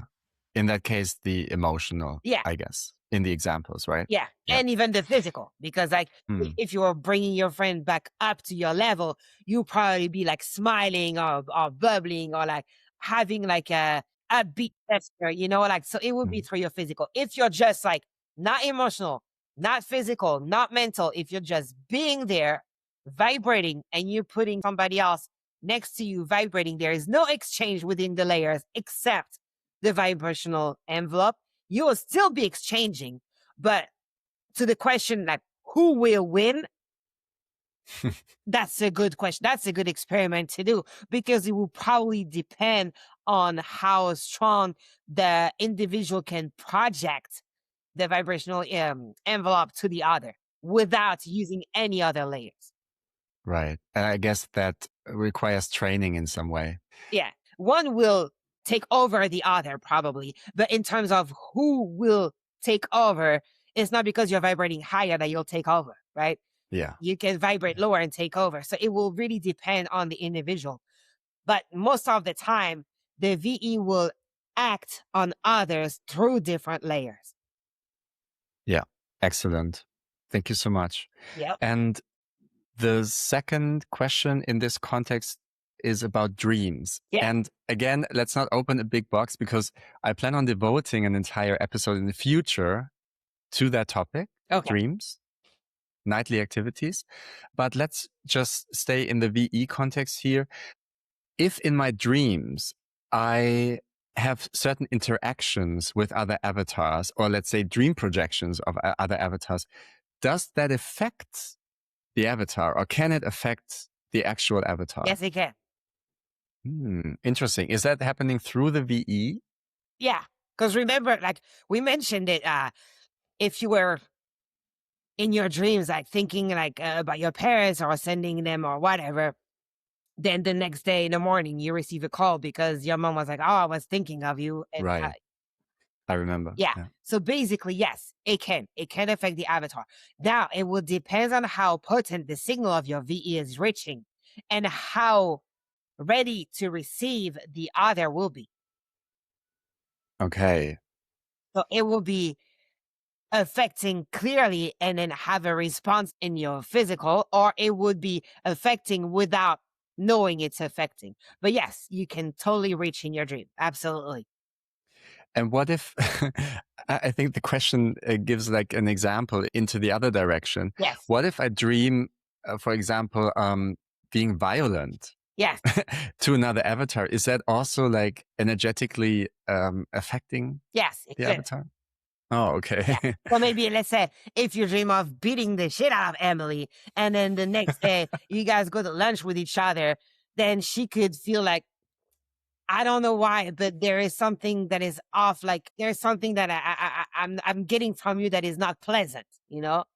Like it could be like that, and she Okay. might not know why. You would know because you beat the shit out of her in your dreams, but she might feel like an unease being near you. Interesting. Okay. Even though that dream is maybe like it's not an aware thing, right? It like, I don't choose to beat Yeah, you her don't up in choose. my dream. Oh God. When we say she might, because it depends of the potency, first of all, of the signal. And on top of it, it also, excuse us for that, it doesn't mean it will. It means it can. Yes. Will and can is different. Because the question was, can it be? Yeah. Yes, it can. Will it be? Not necessary. Okay. Thank you. Yeah. That's it. Yeah. Next question, allergies. Yes. You mentioned that one of the reasons why an avatar may develop allergy, Purge.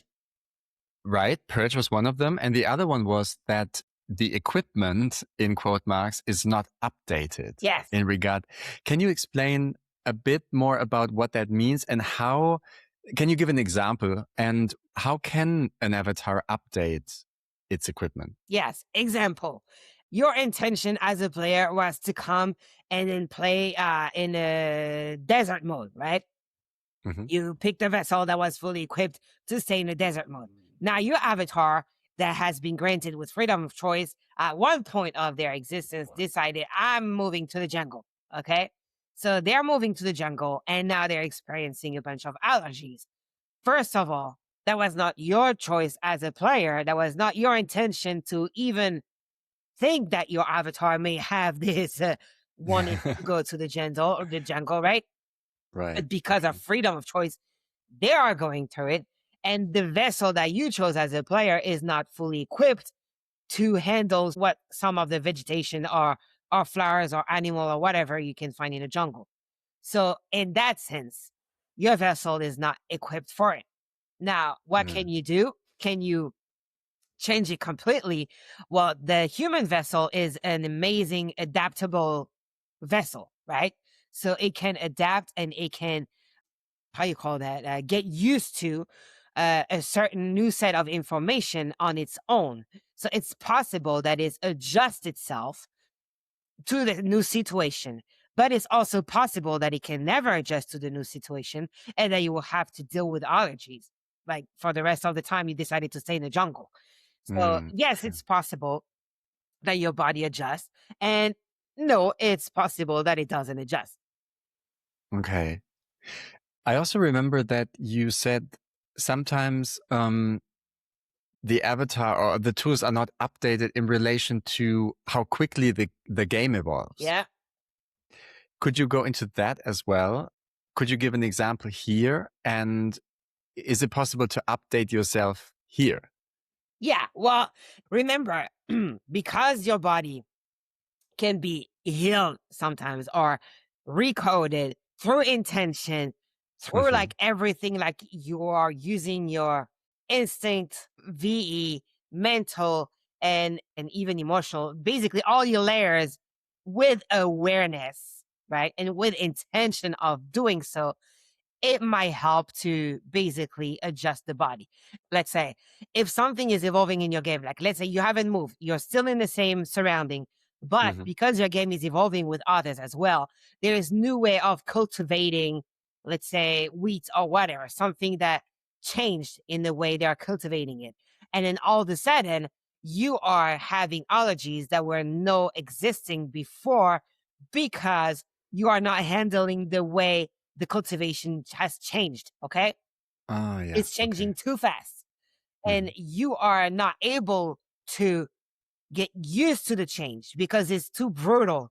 And then your vessel was not ready to receive a new set of information, especially with a known subject as wheat, for example. It was not ready to receive a new set of information coming from a known factor within your vessel that was equipped to receive it a certain way, and that now has to equip in order to receive it the new way it's been given. Does that make sense? It does. If it changed too fast, then you will need time to adjust if it can be adjusted.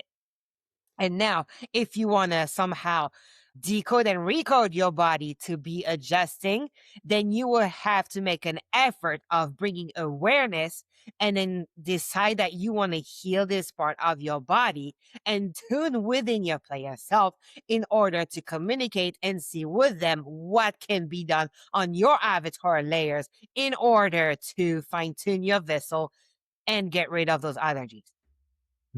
Okay. Okay, I see.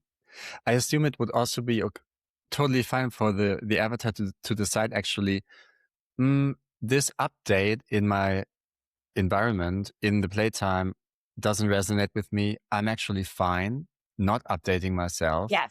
I would rather stick with the version of, let's say, wheat that is not updated. Yes. If you have still the choice of finding this in your game, then yeah. Right. If you notice, okay, this new version is not suiting me, but the old version is still existing, then I'm choosing to keep with the old version. No problem. Now, if you have only the new version available to you, then you still have the choice of not taking the new version, but that will mean you're no longer taking wheat. And it's Right. because we're an example of the wheat, right? Yeah, Oh, exactly. yeah. So again, freedom of choice to react to a given situation or given set of information. You decide what to do with it. Either you reach out to the player aspect of yourself, ask for some help, see if something can be done, see if you can manage within yourself to update your body. That could be a choice.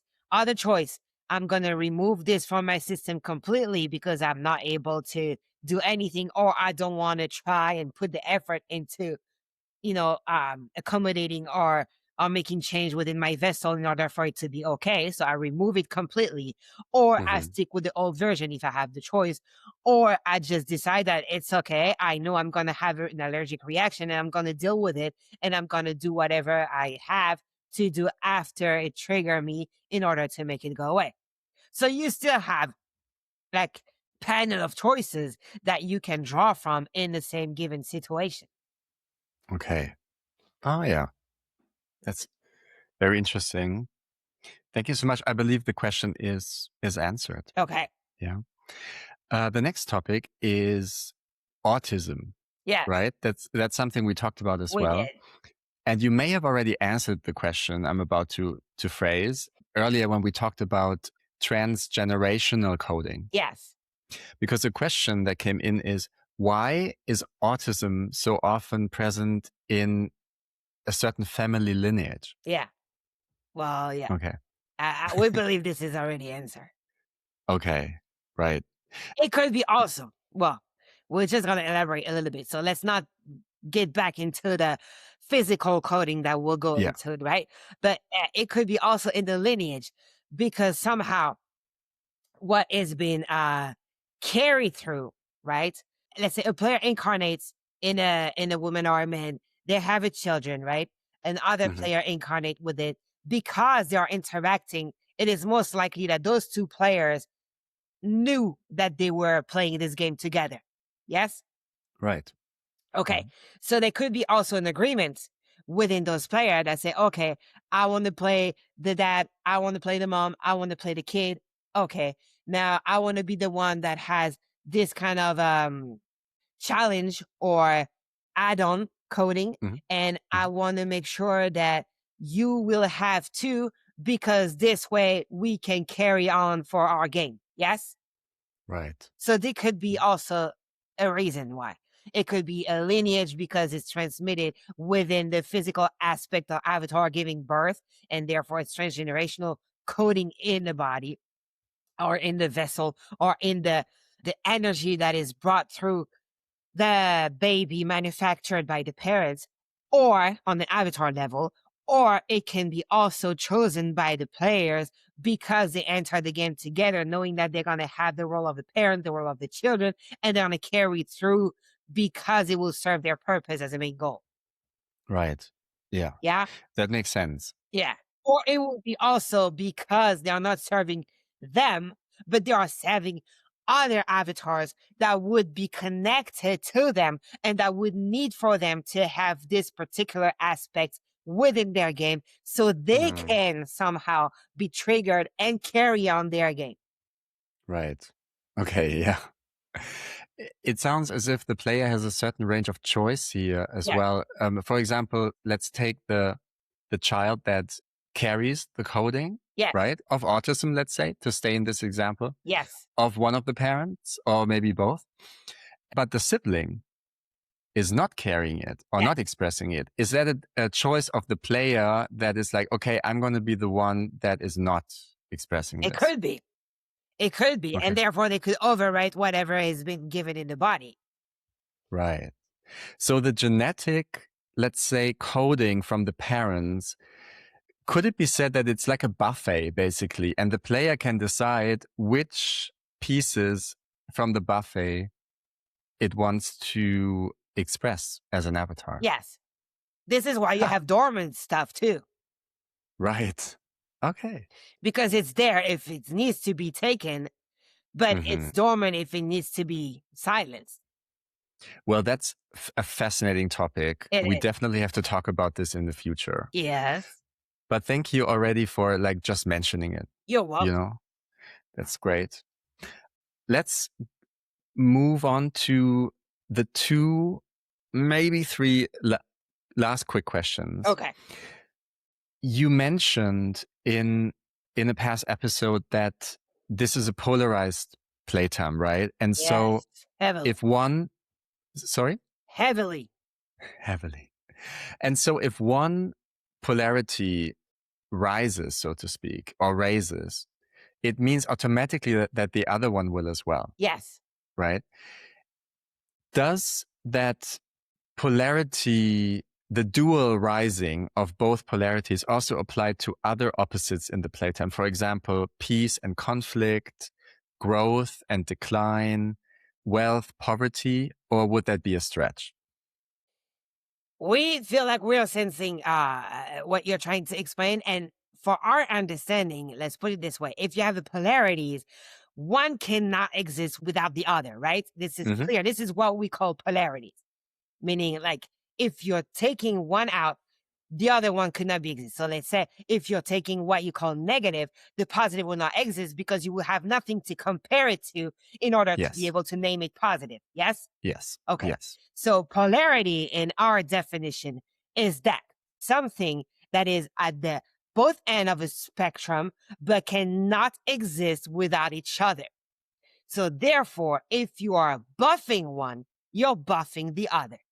Because if you are not in balance when you're raising one or the other, what happens is you would have one that will take over completely.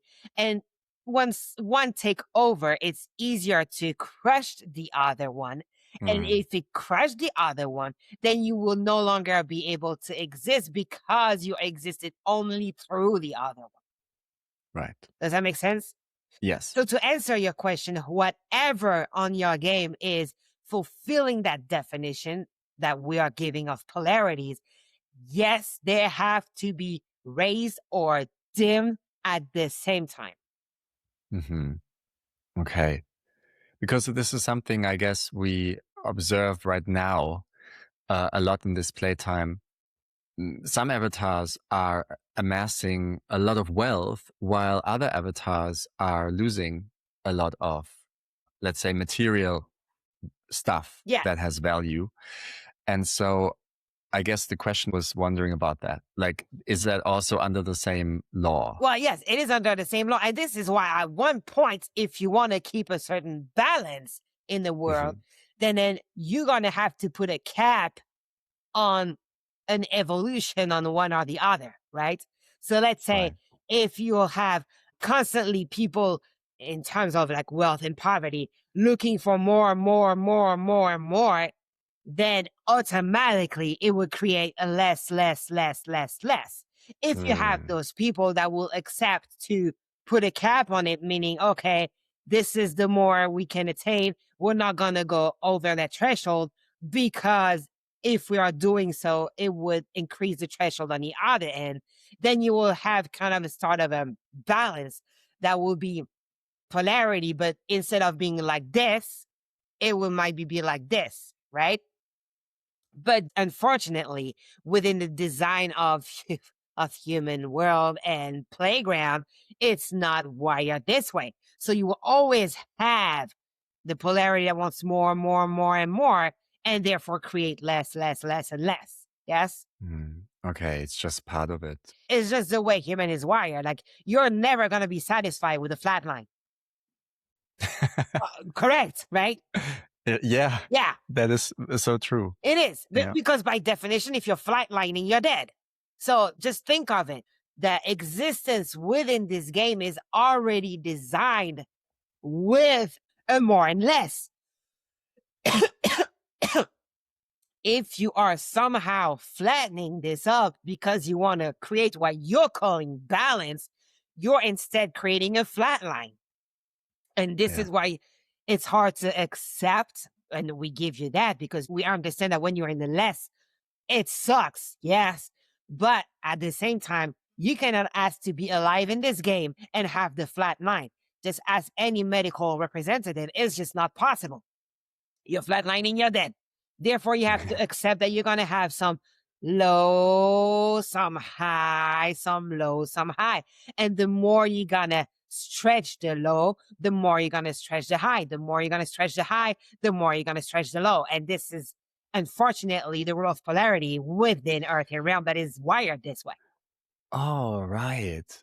You just like gave me an image into my mental layer. Is that what is actually projected into the visual of a sound wave? Yeah. Is that a way of the base code of this playtime actually expressing itself? Yeah. Because what is sound, Mario? Is vibration, right? Yeah. Okay. And this is actually the pure representation that is tangible enough for your realm to know that it's vibration, it's sound. This is the one thing that everybody can agree on. Vibrational sound, same thing. If you say table is vibration, people are going to look at you like, yeah, okay, let's talk later. But if you tell them sound is vibration, they're going to agree with that. Okay? Yeah. In the same way, this is what we use the flat line and the life, what we call the lifeline. You know, this little thing that you have in the monitor when you're in the hospital, right? Yeah, exactly. Yeah. This is a perfect illustration of your world right there in this little box. If you're flatlining, you cannot be part of this experiment. You're dead. So if your world itself is flatlining, the world is no longer existing. The entire purpose of this world is wired, like you say, like a sound wave, as vibration, and therefore with high and low. Yeah. Okay. Whether it makes you happy or not, this is how it's been wired. Yeah, I mean, I think it makes sense. I feel that a lot of our listeners probably agree as well. But there was actually a question, a final question. Yes.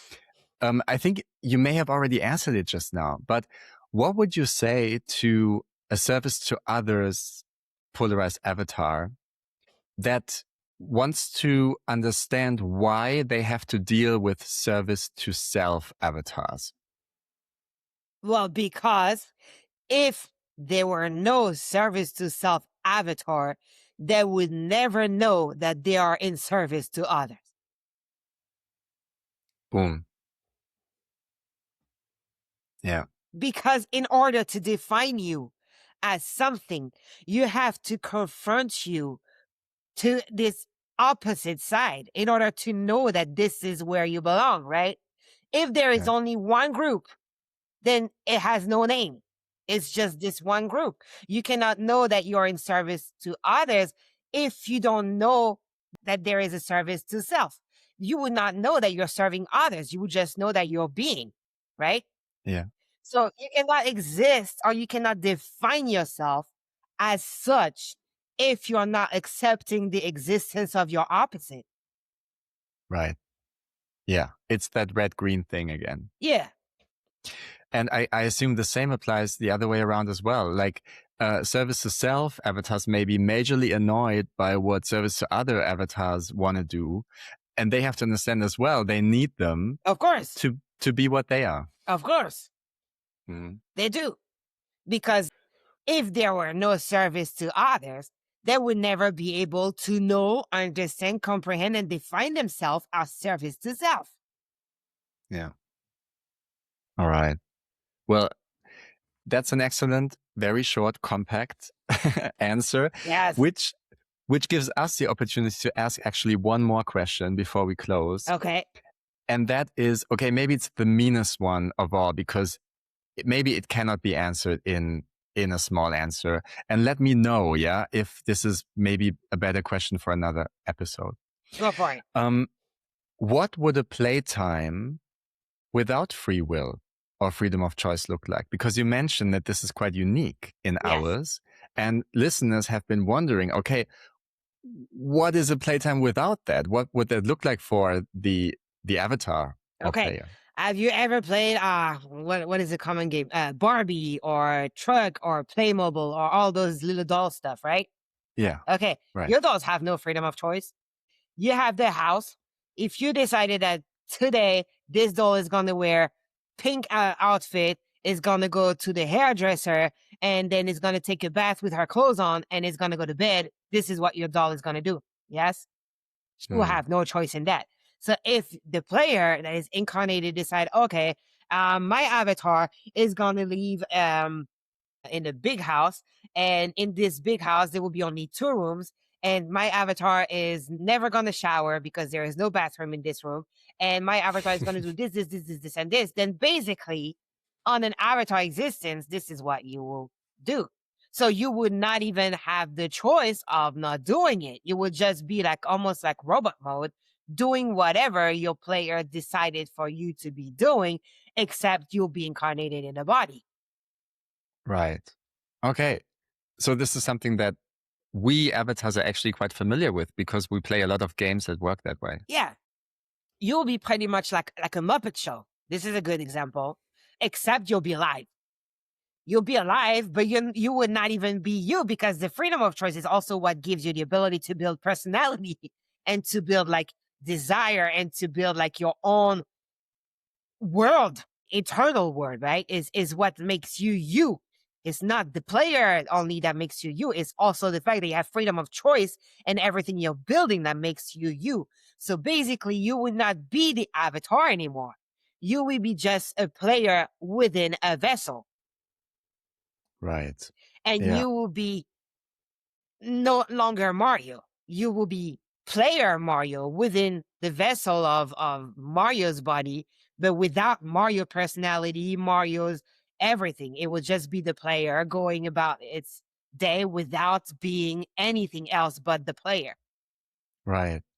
And I can see that from an Earthian playtime avatar's perspective, this almost appears a bit scary, right? Because it gives us this idea of you being like a controlled puppet, Yeah, forever destined to do what someone else wants you to do. yeah, But I assume that in such a playtime, it would not be experienced that way, that negatively, because there's no contrast. exactly.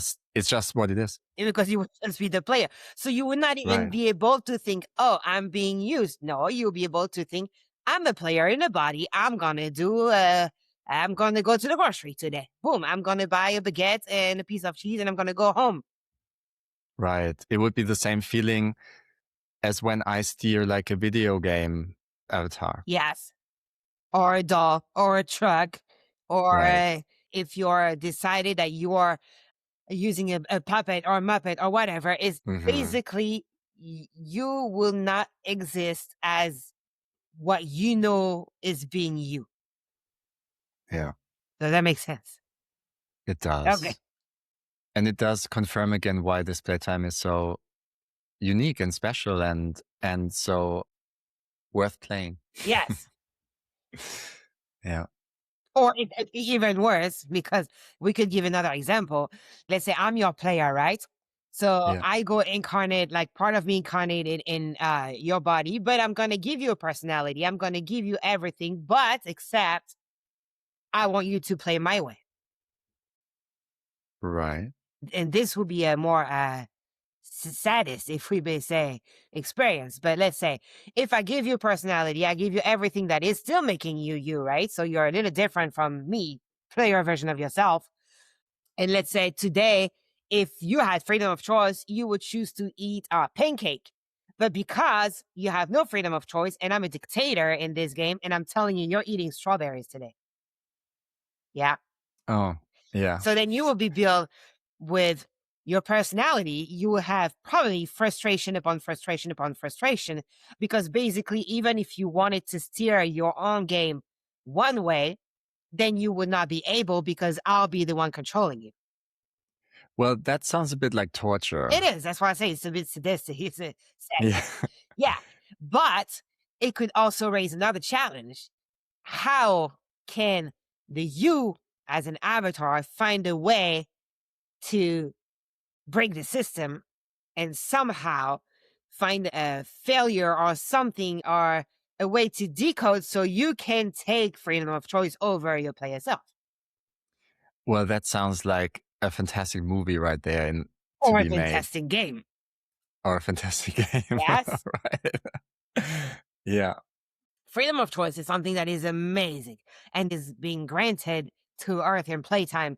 And you guys don't even realize the power that it's carrying. It's an amazing, amazing, amazing, amazing attribute to this game. But you have many ways to build a game without it that could have an amazing effect on the observer and a very shitty effect on whoever is playing it, even worse than what you think is shitty in your realm right now, right? But in terms of the one that is having this experience and observing it, it's an amazing, like you said, it's an amazing, fantastic movie. Yeah. Do you see? Yeah. But the same way, like when the little boy somehow is playing with his soldier, and all of a sudden it's like the soldier are getting at each other and killing each other. The little boy is fully satisfied with it. The soldier are dust. It doesn't matter, right? If those soldier were avatars, then it would be shitty for them, but it would be fully satisfying for the little boy, right? Yes. Yeah. So it depends on where you're placing the observer. And again, this is like the same principle as your quantum physics. This is what's the most important, the perspective that you have on something, the position you give your observer on a matter, on a situation, on something that's going on. Yeah. Well, thank you for emphasizing that as well. And I think we highlighted this a couple of times today. Mm-hmm. Well, Rufus, as you know, I could talk to you for hours, but we have to close this conversation for today, I'm afraid. I hope you enjoyed it. I hope our listeners enjoyed it. I certainly enjoyed it. We do always. We always enjoy it, Mario. This is why we keep coming. Otherwise, we would not be coming. Right. And we appreciate that so much. And with that, we have addressed the questions, at least, that were mostly focused on what we already talked about over the course of the season. As you know, there are many other questions, but we decided to carry them over into the next season. Okay. Yeah. All right, Rufus. I'm looking forward to the next time we talk. Same to us. All right. And we will now let you go. We thank Rufus and all others involved for the information and support they have given us today. With much love and deep gratitude, we're asking all energies and beings to recede to where they belong. Have you ever wanted to work with higher dimensional beings yourself? Then why not join my Transformative Soul Journeys Quantum Hypnosis training? In 4 clear, easy-to-follow modules, you will learn how to guide deep explorations filled with clarity, insight, and guidance for others. For more information, visit thesouljourneys.com.